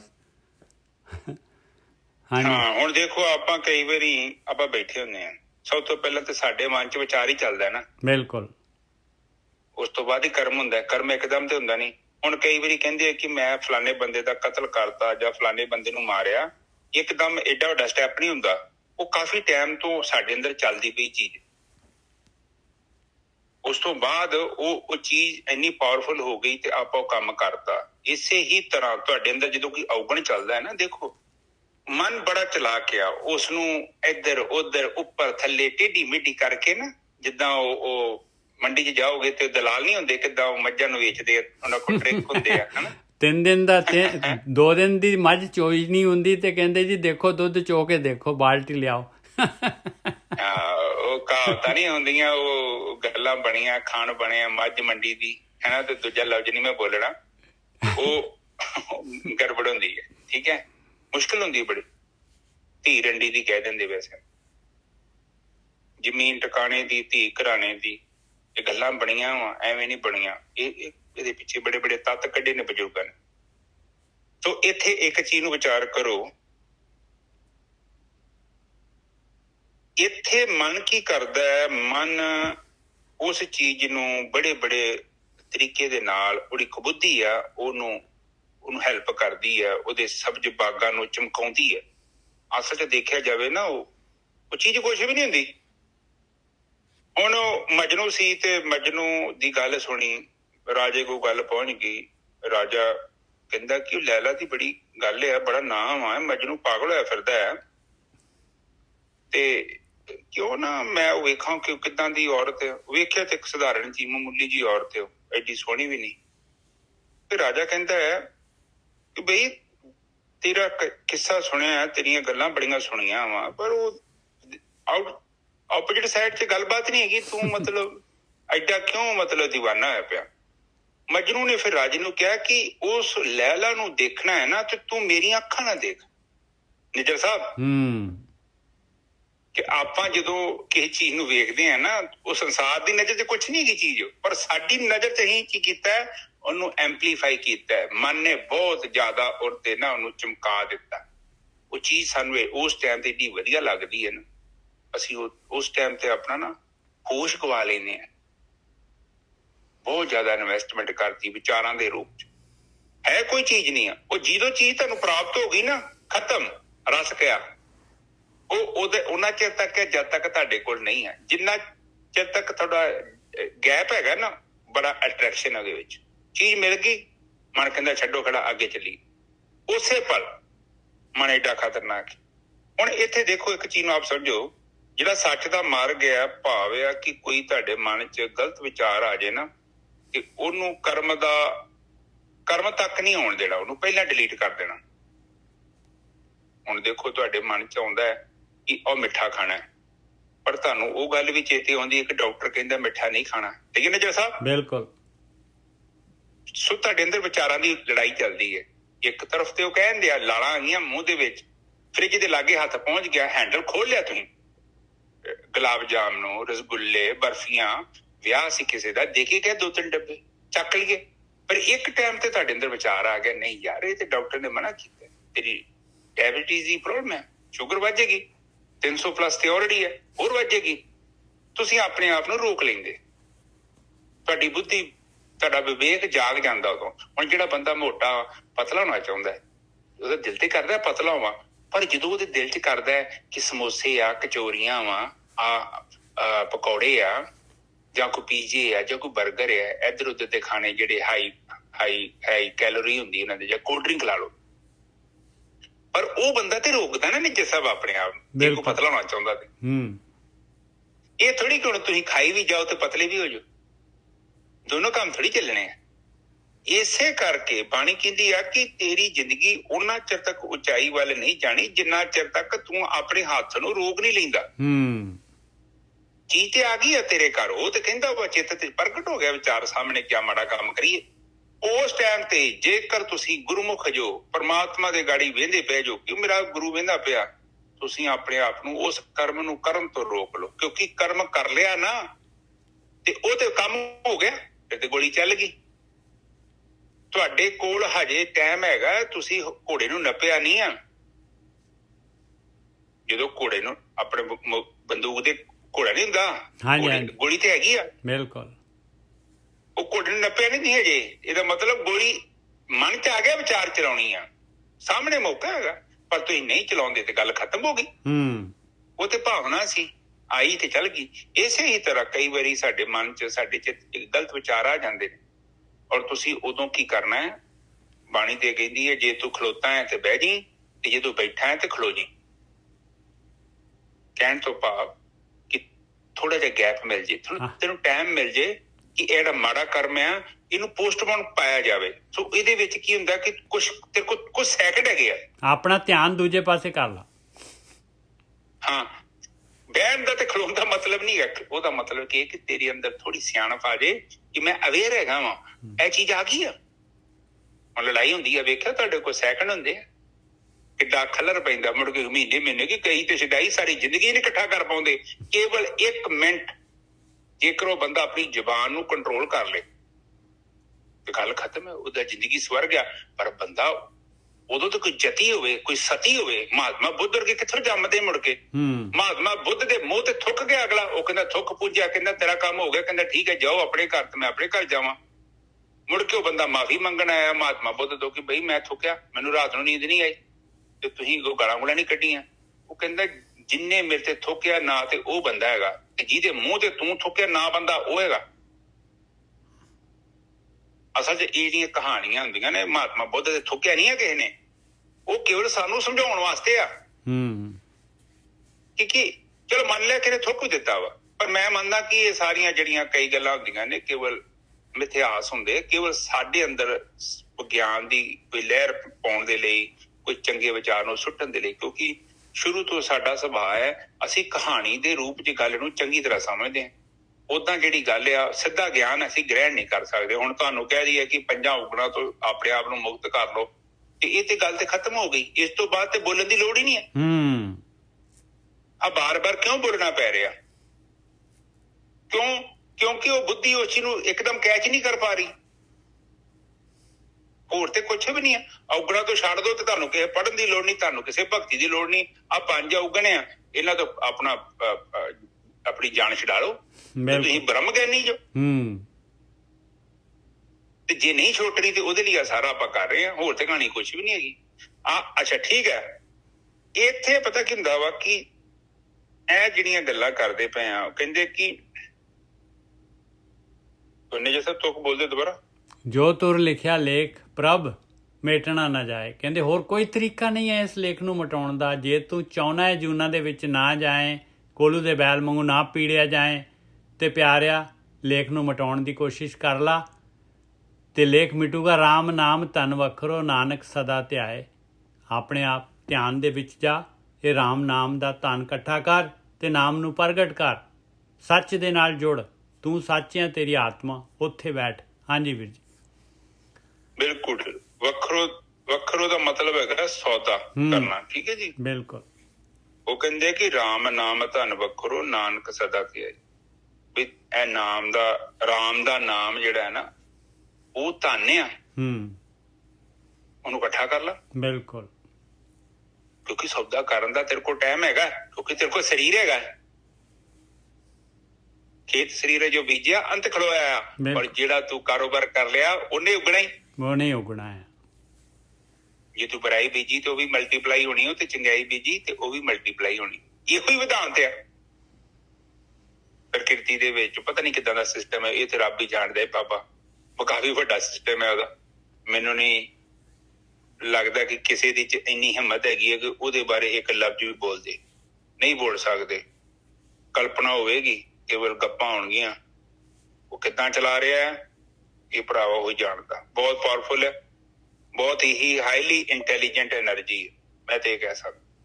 ਤੋ ਪਲੀਜ਼ ਅੰਡਰਸਟੈਂਡ ਕਰੀਏ, ਆਪਾਂ ਇਸ ਸੰਸਾਰ ਤੋਂ ਕੁਝ ਸਿਆਣਪ ਸਿੱਖੀਏ। ਜੋ ਗੁਰੂਆਂ ਨੇ ਸਾਨੂੰ ਸਮਝਾਇਆ ਹੈ, ਕਹਿੰਦੇ ਬੁਰਾਈ ਦਾ ਤਿਆਗ ਕਰ ਦਿਓ ਤੇ ਚੰਗਿਆਈ ਨੂੰ ਗ੍ਰਹਿਣ ਕਰ ਲਓ, ਬਸ ਹੋਰ ਕੁਛ ਕਰਨ ਦੀ ਲੋੜ ਨਹੀਂ। ਕਹਿੰਦੇ ਫਿਰ ਰਾਮ ਨਾਮ ਤੇ ਧਨ ਵੱਖਰੋ, ਨਾਨਕ ਸਦਾ ਤੇ ਕਹਿੰਦੇ ਸਦਾ ਉਸ ਪਰਮਾਤਮਾ ਦਾ ਜਿਹੜਾ ਬੰਦਗੀ ਕੀਤੀ ਹੀ ਤੇਰੀ ਜ਼ਿੰਦਗੀ ਦੀ ਸਭ ਤੋਂ ਵੱਡੀ ਗੱਲ ਹੋਵੇਗੀ, ਸਭ ਤੋਂ ਵੱਡੀ ਪ੍ਰਾਪਤੀ ਹੋਊਗੀ। ਕਿਉਂਕਿ ਇਹ ਸੌਦਾ ਜਿਹੜਾ ਹੈ ਤੈਨੂੰ ਖਰੀਦਣਾ ਪੈਣਾ ਹੈ। ਜਿੰਨਾ ਚਿਰ ਤੱਕ ਨਹੀਂ ਖਰੀਦੇਗਾ ਉਹਨਾਂ ਚਿਰ ਤੱਕ ਤੈਨੂੰ ਕੁਛ ਵੀ ਪ੍ਰਾਪਤ ਨਹੀਂ ਹੋਣਾ। ਆਪਾਂ ਉਗਣ ਤੇ ਜ਼ਰੂਰ ਖਰੀਦਦੇ ਹਾਂ, ਪਰ ਬੰਦਗੀ ਦੇ ਟਾਈਮ ਤੇ ਆਈਏ ਤੇ ਸਾਨੂੰ ਬਾਸੀਆਂ ਆਉਣ ਡਿਆ ਪੈਂਦੀਆਂ। ਠੀਕ ਹੈ ਨੇਜਰ ਸਾਹਿਬ, ਅੱਗੇ ਪੌੜੀ ਬੋਲੋ ਜੀ। ਹਾਂਜੀ, ਅੱਗੇ ਪੌੜੀ ਆ ਗਈ। ਪੌੜੀ ਪੰਜਵੀਂ ਮਤਲਬ 5ਵੇਂ ਪਾਤਸ਼ਾਹ ਦੀ ਪੌੜੀ ਹੈ ਭਾਈ। ਨਾਰਾਇਣੇ ਲਿਆ ਨਾ ਠੁੰਗੜਾ, ਪੈਰ ਕਿੱਥੇ ਰੱਖਿਆ। ਹੁਣ ਨਿੰਦਾ ਕੀਤੀ ਹੈ ਕਿਸੇ ਨੇ, ਨਿੰਦਾ ਕਰਤੀ ਕਿਸੇ ਦੀ ਵੀ ਨਿੰਦਾ ਕਰਤੀ। ਤੇ ਇਹ ਕੀ ਹੈ ਭਾਈ? ਕਹਿੰਦੇ ਮਾਲਕ ਪਰਮਾਤਮਾ ਨੇ ਜੋ ਕਾਨੂੰਨ ਬਣਾਇਆ ਸੀਗਾ, ਮਾਲਕ ਪਰਮਾਤਮਾ ਨੇ ਉਸ ਕਾਨੂੰਨ ਦੇ ਵਿੱਚ ਆ ਗਿਆ, ਉਹਦੀ ਜੱਦ ਦੇ ਹੇਠ ਆ ਗਿਆ। ਮਾਲਕ ਪਰਮਾਤਮਾ ਨੇ ਜਿਹੜਾ ਕਾਨੂੰਨ ਬਣਾਇਆ ਸੀ ਨਿੰਦਾ ਦਾ, ਨਿੰਦਾ ਦੇ ਨਾਲ ਕੀ ਹੋਇਆਗਾ? ਨਾਰਾਇਣੇ ਲਿਆ ਨਾਠੂੰਗੜਾ। ਨਾਠੂੰਗੜਾ ਕੀ ਹੁੰਦਾ? ਨਾਠੂੰਗੜਾ ਹੁੰਦਾ ਠੋਕਰ, ਠੁੱਡਾ। ਕਹਿੰਦੇ ਪਰਮਾਤਮਾ ਦਾ ਠੁੱਡਾ ਵੱਜ ਗਿਆ ਹੁਣ ਇਹਨੂੰ। ਹੁਣ ਇਹ ਪੈਰ ਕਿੱਥੇ ਰੱਖੂਗਾ ਭਾਈ? ਇਹ ਤਾਂ ਜੂਨਾਂ 'ਚ ਜਾਊਗਾ ਸਿੱਧਾ। ਨਾਰਾਇਣੇ ਲਿਆ ਨਠੂੰਗੜਾ, ਪੈਰ ਕਿੱਥੇ ਰੱਖੈ? ਕਰਦਾ ਪਾਪ ਅਮਿਤਿਆ, ਨਿਤ ਵਿਸ਼ੋ ਚੱਖੈ। ਨਿੰਦਾ ਕਰੀ ਜਾ ਰਿਹਾ ਹੈ, ਪਾਪ ਅਮਿਤੇ। ਕਹਿੰਦੇ ਪਾਪ ਇੰਨੇ ਕਰ ਰਿਹਾ ਕਿ ਕਾਊਂਟਲੈਸ ਪਾਪ ਕਰ ਰਿਹਾ ਹੈ। ਅਮਿਤ ਜਿਹੜੀ ਉਹਨਾਂ ਨੂੰ ਉਹ ਨਹੀਂ ਕਰ ਸਕਦੇ, ਇੰਨੇ ਪਾਪ ਕਰਦਾ ਹੈ ਅਮਿਤ। ਅਮਿਤ ਮਤਲਬ ਬਹੁਤ ਜ਼ਿਆਦਾ। ਕਰਦਾ ਪਾਪ ਅਮਿਤਿਆ, ਨਿਤ ਕਰਦਾ ਹੈ, ਵਿਸ਼ੋ ਚੱਖੈ। ਔਰ ਜ਼ਹਿਰ ਹੀ ਚੱਖਦਾ, ਇਹੀ ਖਾਂਦਾ। ਨਿੰਦਾ ਕਰਦਾ ਪਚਮੂਆ। ਆ ਦੇਖੋ ਆ ਗਈ ਨਿੰਦਾ। ਇਹੀ ਨਾਰਾਇਣ ਦਾ ਨਾਠੂੰਗੜਾ ਹੈਗਾ, ਠੋਕਰ ਆ ਮਾਲਕ ਦੀ। ਠੁੱਡਾ ਕਹਿ ਸਕਦੇ, ਨਾਠੂੰਗੜਾ ਮਤਲਬ ਠੁੱਡਾ। ਨਾਰਾਇਣੇ ਲਿਆ ਨਾਠੂੰਗੜਾ, ਪੈਰ ਕਿੱਥੇ ਰੱਖੈ? ਕਰਦਾ ਪਾਪ ਅਮਿਤਿਆ, ਨਿਤ ਵਿਸੋ ਚੱਖੈ। ਨਿੰਦਾ ਕਰਦਾ ਪਚਮੂਆ, ਵਿੱਚ ਦੇਹੀ ਭੱਖੈ। ਹਾਲੇ ਸਰੀਰ ਦੇ ਵਿੱਚ ਹੀ ਹੈ, ਪਚ ਕੇ ਮਰ ਰਿਹਾ ਆ, ਭੱਖ ਰਿਹਾ ਆ, ਪਰ ਇੰਨਾ ਅੰਦਰ ਜਿਹੜਾ ਹੈਗਾ ਭਖੀ ਜਾ ਰਿਹਾ। ਸੱਚੇ ਸਾਹਿਬ ਮਾਰਿਆ, ਕੌਣ ਤਿਸ ਨੂੰ ਰੱਖੈ? ਕਹਿੰਦੇ ਮਾਲਕ ਦਾ ਕਾਨੂੰਨ ਹੈਗਾ ਭਾਈ, ਉਹ ਸਾਹਿਬ ਦਾ, ਮਾਲਕ ਦਾ ਕਾਨੂੰਨ ਹੈਗਾ। ਉਹਨੂੰ ਕੌਣ ਰੱਖ ਸਕਦਾ ਹੈ ਭਾਈ? ਮਾਲਕ ਦਾ ਠੋਡਾ ਵੱਜਿਆ, ਕੌਣ ਰੱਖ ਸਕਦਾ ਉਹਨੂੰ? ਨਾਨਕ ਤਿਸ ਸ਼ਰਨਾਗਤੀ ਜੋ ਪੁਰਖ ਲਖੈ। ਕਹਿੰਦੇ ਹਾਲੇ ਵੀ ਬਚ ਸਕਦਾ ਹੈ ਜੇ ਕਿਤੇ ਉਹਦੀ ਸ਼ਰਨ 'ਚ ਚਲੇ ਜਾਏ। ਜਿਹੜਾ ਨਹੀਂ ਦਿਸਦਾ ਮਾਲਕ ਪਰਮਾਤਮਾ, ਜਿਹੜੀ ਆਤਮਾ ਨਹੀਂ ਦਿਸਦੀ, ਜਿਹੜਾ ਸੱਚ ਦੇ ਨਾਲ ਫਿਰ ਜੁੜ ਜਾਏ ਤੇ ਫਿਰ ਬਚ ਸਕਦਾ ਹੈ। ਹਾਂਜੀ ਵੀਰ ਜੀ। ਹਾਂਜੀ ਠੀਕ ਹੈ ਜੀ। ਪਹਿਲੀ ਤੁਕ 'ਚ ਉਹ ਸਮਝਾ ਰਹੇ ਨੇ, ਨਾਰਾਇਣ ਲਿਆ ਨਾਠੂੰਗੜਾ ਮਤਲਬ ਠੋਕਰ, ਠੁੱਡਾ। ਪੈਰ ਕਿੱਥੇ ਰੱਖੇ? ਕਿ ਜੋ ਪ੍ਰਮਾਤਮਾ ਦੇ ਵੱਲੋਂ ਬੰਦੇ ਨੂੰ ਠੋਡਾ ਵੱਜਦਾ। ਹਾਂ, ਠੋਡਾ ਵੱਜ ਗਿਆ ਤੇ ਹੁਣ ਕਿੱਥੇ ਪੈਰ ਕਿੱਥੇ ਰੱਖੂਗਾ? ਉਹ ਤਾਂ ਗਿਆ ਜੂਨਾਂ 'ਚ। ਹਾਂ, ਠੋਡਾ ਦਾ ਮਤਲਬ ਇਹੋ ਹੀ ਹੈ ਕਿ ਜਦੋਂ ਬੰਦਾ ਆਪਣੀ ਅਕਲ ਜਿਹੜੀ ਗਲਤ ਬੁੱਧੀ ਹੈ ਤੇ ਉਹ ਉਹਦੇ ਅਨੁਸਾਰ ਹੀ ਜੀਵਨ ਬਤੀਤ ਕਰਦਾ। ਹਾਂ, ਠੋਡਾ ਮਤਲਬ ਸੁਣਦਾ। ਔਰ ਪਰਮਾਤਮਾ ਨੂੰ ਥੋੜੀ ਲੋੜ ਕਿ ਇਹਨੂੰ ਠੋਡਾ ਮਾਰਨ ਦੀ। ਨਾ ਠੋਡਾ ਇਹੀ ਪਰਮਾਤਮਾ ਨੇ ਕਾਨੂੰਨ ਬਣਾਇਆ ਹੋਇਆ ਗੋਰਖੀ ਸਾਹਿਬ, ਬਈ ਨਿੰਦਾ ਕਰੂਗਾ, ਪਾਪ ਕਰੂਗਾ ਤੇ ਜ਼ਹਿਰ ਦੇ ਨਾਲ ਜੁੜੂਗਾ ਨਿੰਦਾ ਕਰ ਕਰਕੇ, ਤੇ ਫਿਰ ਉਹਨੇ ਜਿਹੜਾ ਠੋਡਾ ਵੱਜਣਾ। ਇਹ ਠੋਡਾ ਹੀ ਆ, ਉਹ ਠੋਡਾ ਹੀ ਆ, ਨਿੰਦਾ ਵਾਲਾ ਹੀ ਠੋਡਾ ਹੈਗਾ, ਆਹੀ ਠੋਡਾ ਹੈਗਾ। ਹਾਂ, ਹੁਣ ਕੋਈ ਬੰਦਾ ਵਾ, ਹੁਣ ਤੁਹਾਨੂੰ ਕਿਹਾ ਜਾਵੇ ਕਿ ਟਿਕਟ ਖਰੀਦ ਲਓ, ਹੁਣ ਤੁਸੀਂ ਗਲਤ ਜਗ੍ਹਾ ਦੀ ਟਿਕਟ ਖਰੀਦ ਲਓ, ਤੇ ਉਹਦੇ ਵਿੱਚ ਹੁਣ ਜਿਹੜੇ ਸਫ਼ਰ ਤੁਸੀਂ ਕਰਨਾ ਹੈ ਤੇ ਉਹਦਾ ਰਿਜ਼ਲਟ ਵੀ ਤਾਂ ਉਹ ਨਿਕਲਣਾ ਹੈ। ਜਦੋਂ ਤੁਸੀਂ ਗਲਤ ਜਗ੍ਹਾ ਤੇ ਤੁਰੇ ਜਾ ਰਹੇ ਹੋ ਤੇ ਫਿਰ ਹੁਣ ਜਦੋਂ ਗਲਤ ਜਗ੍ਹਾ ਤੇ ਜਾਓਗੇ ਤੇ ਨੈਚੁਰਲੀ ਤੁਹਾਨੂੰ ਉੱਥੇ ਰਹਿਣਾ ਪੈਣਾ। ਉਹ ਚੀਜ਼ ਨੂੰ ਤੇ ਤੁਹਾਨੂੰ ਫੇਸ ਕਰਨਾ ਹੀ ਪੈਣਾ ਨਾ। ਤੇ ਉਹ ਇਹੋ ਕਹਿ ਰਹੇ ਨੇ ਅਗਲੇ ਬੰਨੇ, ਕਰਦਾ ਪਾਪ ਅਮਿਤਿਆ, ਨਿਤ ਵਿਸੋ ਚੱਖੈ। ਨਿਤ ਕਰ ਰਿਹਾ, ਛੱਡਦਾ ਹੀ ਨਹੀਂ ਹੈ, ਬੰਦ ਹੀ ਨਹੀਂ ਕਰ ਰਿਹਾ। ਔਰ ਜਿਹੜਾ ਬੇਅੰਤ ਪਾਪ ਕਰੀ ਜਾ ਰਿਹਾ, ਅਮਿਤ ਪਾਪ ਕਰੀ ਜਾ ਰਿਹਾ, ਤੇ ਜ਼ਹਿਰ ਚੱਕਣੀ ਪੈਣੀ ਹੈ। ਫਿਰ ਜ਼ਹਿਰ ਹੀ ਚੱਕ ਰਿਹਾ, ਜ਼ਹਿਰ ਦਾ ਆਸ਼ਿਕ ਹੈਗਾ ਉਹ, ਉਹਨੂੰ ਮਜ਼ਾ ਆ ਰਿਹਾ ਜ਼ਹਿਰ ਦੇ ਵਿੱਚ, ਇਹ ਨਿੰਦਾ ਦੇ ਵਿੱਚ। ਹਾਂਜੀ ਵੀਰ ਜੀ। ਹਾਂ, ਤੇ ਜਦੋਂ ਬਿਜ਼ਨਸ ਉਲਟਾ ਪੁਲਟਾ ਚੀਜ਼ਾਂ ਦਾ ਕਰੂਗਾ ਤੇ ਫਿਰ ਉਹ ਦੀ ਬੁੱਧੀ ਮਾੜੀ ਮੋਟੀ ਹੈਗੀ, ਉਹ ਭ੍ਰਿਸ਼ਟ ਹੋ ਜਾਣੀ। ਹਾਂ, ਉਹਨੂੰ ਪਤਾ ਨਹੀਂ ਲੱਗਣਾ ਵਿਚਾਰੇ ਨੂੰ ਕੀ ਸਹੀ ਤੇ ਕੀ ਗਲਤ, ਮੈਂ ਕੀ ਕਰ ਰਿਹਾ। ਬਾਣੀ ਤੇ ਕਹਿੰਦੀ ਮਾਇਆ ਧਾਰੀ ਆਤਨ ਨਾ ਬੋਲਾ, ਕਿਉਂਕਿ ਉਹਨੇ ਆਪਣਾ ਪੁਰਜਾ ਹੀ ਖਰਾਬ ਕਰ ਲਿਆ ਅੰਦਰ। ਹੁਣ ਜਿਹੜੀ ਉਹਦੀ ਬੁੱਧੀ ਆ ਉਹ ਵੀ ਕਬੁੱਧੀ ਹੈ, ਬੁੱਧੀ ਤੇ ਹੈ ਨੀ ਉਹਦੇ ਕੋਲ। ਉਹ ਸਹੀ ਨੂੰ ਗਲਤ ਤੇ ਗਲਤ ਨੂੰ ਸਹੀ ਦੱਸ ਰਹੀ ਹੈ। ਇਸ ਕਰਕੇ ਉਹਨੂੰ ਵਿਚਾਰੇ ਨੂੰ ਪਤਾ ਨਹੀਂ ਲੱਗਣ ਦਿਆ। ਕਿਉਂ? ਉਹ ਪਾਪ ਨੂੰ ਸਹੀ ਸਮਝ ਰਿਹਾ ਵਾ।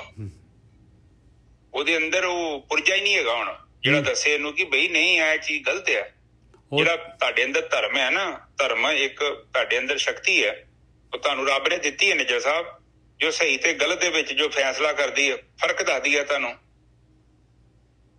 ਤੇ ਮੁੜ ਕੇ ਪਾਪੀ ਦੇ ਵਿੱਚ ਕਿਤੇ ਧਰਮ ਹੁੰਦਾ? ਉਹਦੇ ਲਈ ਤੇ ਪਾਪ ਹੀ ਬੜਾ ਵਧੀਆ। ਹੁਣ ਵੇਖੋ ਜਿਹੜਾ ਜੇਬ ਕਤਰੇ ਹੁੰਦੇ, ਚੋਰੀਆਂ ਕਰਦੇ ਆ ਜਾਂ ਕਿਸੇ ਕੋਲ ਰਿਸ਼ਵਤ ਲੈਂਦੇ ਆ, ਆਪ ਉਹਨਾਂ ਨੂੰ ਪੁੱਛੋ ਕਿ ਬਈ ਤੇ ਇਹ ਤੇ ਬੜਾ ਮਾੜਾ ਕਰਮ ਹੈ। ਉਹ ਕਹਿੰਦਾ ਕਿਹੜਾ ਮਾੜਾ ਕਰਮ ਹੈ? ਇਹ ਦੇਖ ਮੈਂ ਕਿੰਨੇ ਕਿੱਲੇ ਪੈਲੀ ਇਕੱਠੀ ਕਰ ਲਈ ਹੈ, ਮੇਰੇ ਕੋਲ ਤੇ ਇੱਕ ਨਾਲ ਪੈਲੀ ਦੀ ਸੀ। ਆਹ ਵੇਖੋ ਕਿੱਡੀਆਂ ਵੱਡੀਆਂ ਕੋਠੀਆਂ, ਇਹਨਾਂ ਪੈਸਿਆਂ ਦੇ ਨਾਲ ਮੇਰੇ ਬੱਚੇ ਕਿੱਥੇ ਕਿੱਥੇ ਪਹੁੰਚ ਗਿਆ। ਪਰ ਉਹਨੂੰ ਕਹੋ ਕਿ ਬਈ ਇਹ ਤੇ ਮਾੜਾ ਧਨ ਆ, ਉਹ ਕਹਿੰਦਾ ਤੈਨੂੰ ਕਿੱਦਾਂ ਪਤਾ ਮਾੜਾ? ਇੱਥੇ ਬਹੁਤ ਵਧੀਆ ਧਨ ਆ। ਇੱਥੇ ਤੱਕ ਪਹੁੰਚਣ ਦੇ ਲਈ ਤੇ ਮੈਂ ਕੋਸ਼ਿਸ਼ ਕੀਤੀ ਹੈ। ਇਹ ਰੁਤਬਾ ਮੈਨੂੰ ਅੱਜ ਮਿਲਿਆ ਤੇ ਹੁਣ ਤੇ ਫਾਇਦਾ ਹੋਣ ਦਾ ਟਾਈਮ ਆਇਆ।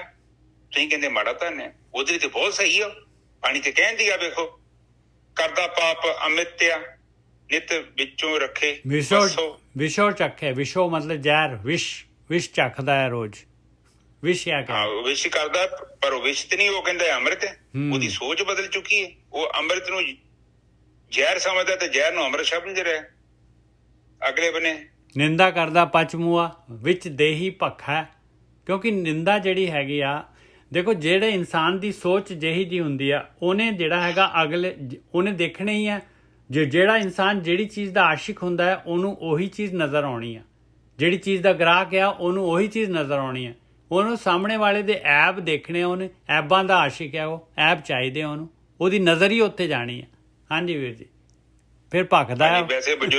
ਵੈਸੇ ਬਜ਼ੁਰਗ ਕਹਿੰਦੇ ਆ ਕਿ ਜੇ ਔਗਣ ਵੇਖਣੇ ਹੋਣ ਨਾ ਤੇ ਆਪਣੇ 'ਚ ਵੇਖੋ। ਹਾਂ, ਤੇ ਜੇ ਗੁਣ ਵੇਖਣੇ ਆ ਤੇ ਦੂਸਰਿਆਂ 'ਚ ਵੇਖੋ। ਇਹ ਚੰਗਾ ਜੀਵਨ ਬਤੀਤ ਕਰਨਾ ਹੈ, ਇਹ ਇੱਕ ਟੂਲ ਹੈਗਾ। ਬਿਲਕੁਲ, ਆਪਣੇ ਬਜ਼ੁਰਗਾਂ ਨੇ ਟੂਲ ਲੱਭੇ ਨੇ। ਟੂਲ ਦਾ ਮਤਲਬ ਪਤਾ ਹੈ ਨਾ, ਚਾਬੀ ਪਾਨੇ। ਕਿੱਡਾ ਵੱਡਾ ਨਟ ਹੁੰਦਾ ਹੈ, ਉਹ ਪਾਨੇ ਦੇ ਨਾਲ ਕਿੱਦਾਂ ਆਸਾਨੀ ਨਾਲ ਖੁੱਲ ਜਾਂਦਾ ਹੈ, ਕਿਉਂਕਿ ਟੂਲ ਹੈ ਉਹਦਾ, ਉਹਨੂੰ ਖੋਲਣ ਦੇ ਲਈ ਉਹ ਬਣਾਇਆ ਹੋਇਆ ਹੈ। ਇਸੇ ਹੀ ਤਰ੍ਹਾਂ ਜੇਕਰ ਇੱਕ ਹੋਰ ਪ੍ਰੋਟੋਕੋਲ ਹੈਗਾ, ਜੇਕਰ ਤੁਸੀਂ ਇੱਕ ਛੋਟਾ ਜਿਹਾ ਫਾਰਮੂਲਾ ਆਪਣੇ ਜੀਵਨ 'ਚ ਇੰਪਲੀਮੈਂਟ ਕਰੋ, ਅਗਲੇ 'ਚ ਚੰਗਿਆਈ ਵੇਖੋ ਤੇ ਬੁਰਾਈ ਹਮੇਸ਼ਾ 'ਚ ਆਪਣੇ ਆਪ 'ਚ ਵੇਖੋ। ਪਰ ਆਪਣੀ ਇੱਕ ਬੜੀ ਪ੍ਰੋਬਲਮ ਹੈ, ਆਪਾਂ ਦੂਜੇ 'ਚ ਬੁਰਾਈ ਵੇਖਦੇ ਹਾਂ ਤੇ ਚੰਗਿਆਈ ਆਪਣੇ ਆਪ 'ਚ ਵੇਖਦੇ ਹਾਂ। ਇਹ ਫਾਰਮੂਲਾ ਆਪਾਂ ਕਮਾ ਲਿਆ ਨਿਜਰ ਸਾਹਿਬ। ਬਿਲਕੁਲ ਕਮਾ ਲਿਆ। ਬਾਣੀ ਕਹਿੰਦੀ ਆ, ਫਰੀਦਾ ਜੇ ਤੂੰ ਅਕਲ ਲਤੀਫ, ਕਾਲੇ ਲਿਖ ਨਾ ਲੇਖ, ਆਪਨੜੇ ਗਿਰੀਵਾਨ ਮੇ ਸਿਰ ਨੀਵਾ ਕਰ ਦੇਖ। ਹਾਂ, ਉੱਥੇ ਸਾਨੂੰ ਬਚਾਉਂਦੇ ਆ। ਠੀਕ ਹੈ ਜੀ ਨਿਜਰ ਸਾਹਿਬ, ਅੱਗੇ ਚੱਲੀਏ। ਸੱਚੇ ਸਾਹਿਬ ਮਾਰਿਆ ਕੌਣ ਤਿਸ ਨੂੰ ਰੱਖੇ। ਮਾਲਕ ਦਾ ਕਾਨੂੰਨ ਹੈਗਾ ਭਾਈ, ਹੁਣ ਉਹਨੂੰ ਕੌਣ ਬਚਾ ਸਕਦਾ ਹੈ ਭਾਈ? ਕੋਈ ਨਹੀਂ ਬਚਾ ਸਕਦਾ। ਹਾਂਜੀ ਵੀਰ ਜੀ, ਬਚਾ ਸਕਦਾ ਹੈ ਜੇ ਕਿਤੇ ਆ ਜੇ ਸ਼ਰਨ ਦੇ ਵਿੱਚ। ਨਾਨਕ ਤਿਸ ਸਰਨਾਗਤੀ ਜੋ ਪੁਰਖ ਅਲੱਖ ਹੈ। ਉਹ ਅਲੱਖ ਮਾਲਕ ਪਰਮਾਤਮਾ ਹੈਗਾ। ਉਹ ਮਾਲਕ ਜੇ ਉਹਦੀ ਸ਼ਰਨ 'ਚ ਚਲੇ ਜਾਏ ਫਿਰ ਵੀ ਬਚ ਸਕਦਾ ਹੈ। ਹਾਂਜੀ ਵੀਰ ਜੀ, ਹਾਂ, ਜੇ ਕੋਈ ਆ ਜਾਂਦਾ ਤੇ ਮੁਕਤ ਹੈ, ਜੇ ਕੋਈ ਨਹੀਂ ਆਉਣਾ ਚਾਹੁੰਦਾ ਤੇ ਬਈ ਉਹਦੀ ਮਰਜ਼ੀ ਹੈ। ਬਈ ਉਹ ਤੇ ਉਹਨੇ ਆਪ ਹੀ ਟਿਕਟ ਖਰੀਦੀ ਹੈ। ਬਿਲਕੁਲ, ਆਪ ਤਿਆਰੀ ਕੀਤੀ ਹੈ। ਇੱਕ ਦਿਨ 'ਚ ਥੋੜੀ ਟਿਕਟ ਮਿਲ ਜਾਂਦੀ ਹੈ। ਉਹ ਤੇ ਲੰਮੀ ਚੌੜੀ ਕਹਾਣੀ ਹੈ। ਬੰਦਾ ਸਾਰੀ ਜ਼ਿੰਦਗੀ ਉਸ ਡਾਇਰੈਕਸ਼ਨ ਦੇ ਵੱਲ ਜਾਣ ਵਾਸਤੇ ਉਹ ਕੋਸ਼ਿਸ਼ ਕਰਦਾ ਹੈ। ਫਿਰ ਆਖਰ ਤੇ ਬਾਣੀ 'ਚ ਵੀ ਕਿਹਾ, ਸਵਾਦ ਦੀ ਪੰਡ ਨਾਲ ਲੈ ਕੇ ਜਾਂਦਾ ਸਾਰੀਆਂ ਟਿਕਟਾਂ। ਫਿਰ ਉੱਥੇ ਤੁਰਿਆ ਜਾਂਦਾ, ਫਿਰ ਪਤਾ ਨਹੀਂ ਕਿੱਥੇ ਚੱਲ ਜਾਂਦਾ। ਇਹ ਬੰਦੇ ਦੇ ਆਪਣੇ ਹੱਥ 'ਚ ਹੁੰਦਾ। ਬਿਲਕੁਲ, ਹਰ ਇੱਕ ਬੰਦੇ ਨੂੰ ਪਤਾ ਕਿ ਉਹਨੇ ਕਿਹੜੀ ਟਿਕਟ ਖਰੀਦੀ ਹੈ, ਚੰਗੀ ਤਰ੍ਹਾਂ ਪਤਾ ਹੁੰਦਾ ਬੰਦੇ ਨੂੰ। ਤੇ ਇਸ ਕਰਕੇ ਆਪਾਂ ਕੋਸ਼ਿਸ਼ ਕਰੀਏ ਕਿ ਆਪਣੇ ਕੋਲ ਅਜੇ ਵੀ ਟਾਈਮ ਹੈ, ਆਪਾਂ ਟਿਕਟ ਬਦਲ ਸਕਦੇ ਹਾਂ। ਠੀਕ ਹੈ ਜੀ, ਬਿਲਕੁਲ ਸਹੀ ਹੈ ਜੀ, ਬਿਲਕੁਲ ਸਹੀ ਹੈ। ਅੱਜ ਦੀ ਵਿਚਾਰ ਇੱਥੇ ਸਮਾਪਤ। ਹਾਂਜੀ ਵੀਰ ਜੀ, ਬਿਲਕੁਲ। ਹਾਂ, ਬਾਕੀ ਠੀਕ ਹੈ ਜੀ। ਬਾਣੀ ਤੇ ਉਹ ਕਹਿੰਦੀ ਹੈ ਕਿ ਮਾੜਾ ਕਰਮ ਕਰਨ ਦਾ ਜੇਕਰ ਚਿੱਤ 'ਚ ਵਿਚਾਰ ਹੈ, ਤੇ ਜਿੱਦਾਂ ਦੇਖਿਆ ਨਾ, ਕਿਸਾਨਾਂ ਦੇ ਕੋਲ ਪੈਲੀਆਂ ਨੂੰ ਪਾਣੀ ਲਾਉਣ ਵਾਸਤੇ ਖਾਲ ਹੁੰਦੇ ਆ। ਜੇ ਟੁੱਟ ਵੀ ਜਾਂਦਾ ਤੇ ਕਿਸਾਨ ਕੀ ਕਰਦਾ, ਕਈ ਦੇ ਨਾਲ ਉਹਨੂੰ ਬੰਨ੍ਹ ਲੈਂਦਾ, ਟੁੱਟਿਆ ਨਹੀਂ ਰਹਿਣ ਦਿੰਦਾ। ਖੁੱਡ ਪੈ ਗਈ ਹੈ ਨਾ, ਕੀ ਕਰਦਾ, ਉੱਥੇ ਜਾਂਦਾ, ਉੱਥੇ ਪੈਰ ਪੁਰ ਮਾਰ ਕੇ, ਘਾਹ ਘੂ ਸੁੱਟ ਕੇ, ਮਿੱਟੀ ਮੁੱਟੀ ਸੁੱਟ ਕੇ ਖੁੱਡਾਂ ਨੂੰ ਬੰਦ ਕਰਦਾ। ਇਸੇ ਹੀ ਤਰ੍ਹਾਂ ਸਾਡੀ ਜ਼ਿੰਦਗੀ 'ਚ ਜੇਕਰ ਬੁਰਾਈ ਦੀ ਕੁੱਲੀ ਕੀ ਕਹਿੰਦੇ ਉਹਨੂੰ ਨਿਜਰ ਸਾਹਿਬ, ਬੁਰਾਈ ਦੀ ਕੋਈ ਜਿਹੜੀ ਹੈਗੀ ਆ ਆਪਣੇ ਸੰਸਕਾਰ ਹੈਗੇ, ਹਾਂ, ਕੋਈ ਚੀਜ਼ ਲੀਕ ਹੋ ਰਹੀ ਆ ਤੇ ਉਹਨੂੰ ਰੋਕਣਾ ਆਪਾਂ। ਕੋਈ ਸੀਰ ਪੈ ਰਹੀ ਆ, ਸੀਰ ਦਾ ਮਤਲਬ ਕਿ ਆੜ ਦੇ ਵਿੱਚੋਂ ਪਾਣੀ ਲੀਕ ਆਊਟ ਹੋ ਰਿਹਾ, ਤੇ ਉੱਥੇ ਵਿਵੇਕ ਬੁੱਧੀ ਲੈ ਜਾਓ ਤੇ ਉਹਨੂੰ ਕਹੋ ਕਿ ਭੋਲਿਆ ਦੇਖ, ਇਹ ਤੇ ਕੰਮ ਗਲਤ ਹੈ, ਇਹ ਤੇ ਬਿਲਕੁਲ ਹੀ ਸਾਡੇ ਧਰਮ ਦੇ ਖਿਲਾਫ ਹੈ, ਤੇ ਮੈਂ ਐਸਾ ਕਰਮ ਨਹੀਂ ਕਰਨਾ। ਬਾਣੀ ਵੀ ਕਹਿੰਦੀ ਐਸਾ ਕਰਮ ਮੂਲਣਾ ਕੀ ਜੰਤ ਪਛਤਾਈ ਹੈ। ਮੈਂ ਨਹੀਂ ਕੰਮ ਕਰਨਾ ਏਦਾਂ ਦਾ ਕੰਮ। ਬਿਲਕੁਲ, ਤੇ ਤੂੰ ਮੈਨੂੰ ਮਾਰਗ ਤੋਂ ਭਟਕਾ ਨਾ। ਔਰ ਉੱਥੇ ਫਿਰ ਕੀ ਕਰਨਾ, ਵਿਵੇਕ ਬੁੱਧੀ ਦਾ ਸਹਾਰਾ ਲੈਣਾ ਤੇ ਉਸ ਬੁਰਾਈ ਰੂਪੀ ਜਿਹੜੀ ਲੀਕ ਹੈ ਉਹਨੂੰ ਖਤਮ ਕਰ ਦੇਣਾ। ਠੀਕ ਹੈ ਜੀ, ਬਿਲਕੁਲ ਸਹੀ ਹੈ ਜੀ। ਇਹੋ ਜ਼ਿੰਦਗੀ, ਇੱਕ ਇੱਕ ਪਲ ਤੁਰੇ ਜਾਓ, ਹੌਲੀ ਹੌਲੀ ਕਰਕੇ ਸਫ਼ਰ ਕਦੋਂ ਖਤਮ ਹੋ ਜਾਣਾ ਤੁਹਾਨੂੰ ਪਤਾ ਵੀ ਨਹੀਂ ਲੱਗਣਾ। ਜਿਹੜੇ ਤੁਰਦੇ ਨੇ ਪਹੁੰਚਦੇ ਉਹ ਨੇ, ਜਿਹੜੇ ਨਹੀਂ ਤੁਰਦੇ ਉਹ ਨਹੀਂ ਕਦੇ ਪਹੁੰਚਦੇ, ਉੱਥੇ ਬੈਠੇ ਰਹਿੰਦੇ ਵਿਚਾਰੇ। ਪਰ ਕਈ ਵਿਚਾਰੇ, ਖਲੋਤੀ ਗੱਡੀ ਹੁੰਦੀ ਆ, ਉਹਨੂੰ ਕਹਿੰਦੇ ਗੱਡੀ ਮੇਰੀ ਬਹੁਤ ਤੇਜ਼ ਚੱਲਣ ਦੀ ਆ। ਪਰ ਬਾਣੀ ਕਹਿੰਦੀ ਜੇਕਰ ਤੇਰੀ ਗੱਡੀ ਚੱਲਦੀ ਹੈ ਨਾ ਤੇ ਤੇਰੇ ਜੀਵਨ 'ਚ ਜਿਹੜੇ ਔਗਣ ਹੈ ਨਾ ਉਹ ਸ਼ਾਂਤ ਹੋਣੇ ਚਾਹੀਦੇ ਆ। ਇਹੋ ਨਿਸ਼ਾਨੀ ਆ। ਜੇ ਤੇਰੀ ਜ਼ਿੰਦਗੀ 'ਚ ਔਗਣ ਹੈਗੇ ਨਾ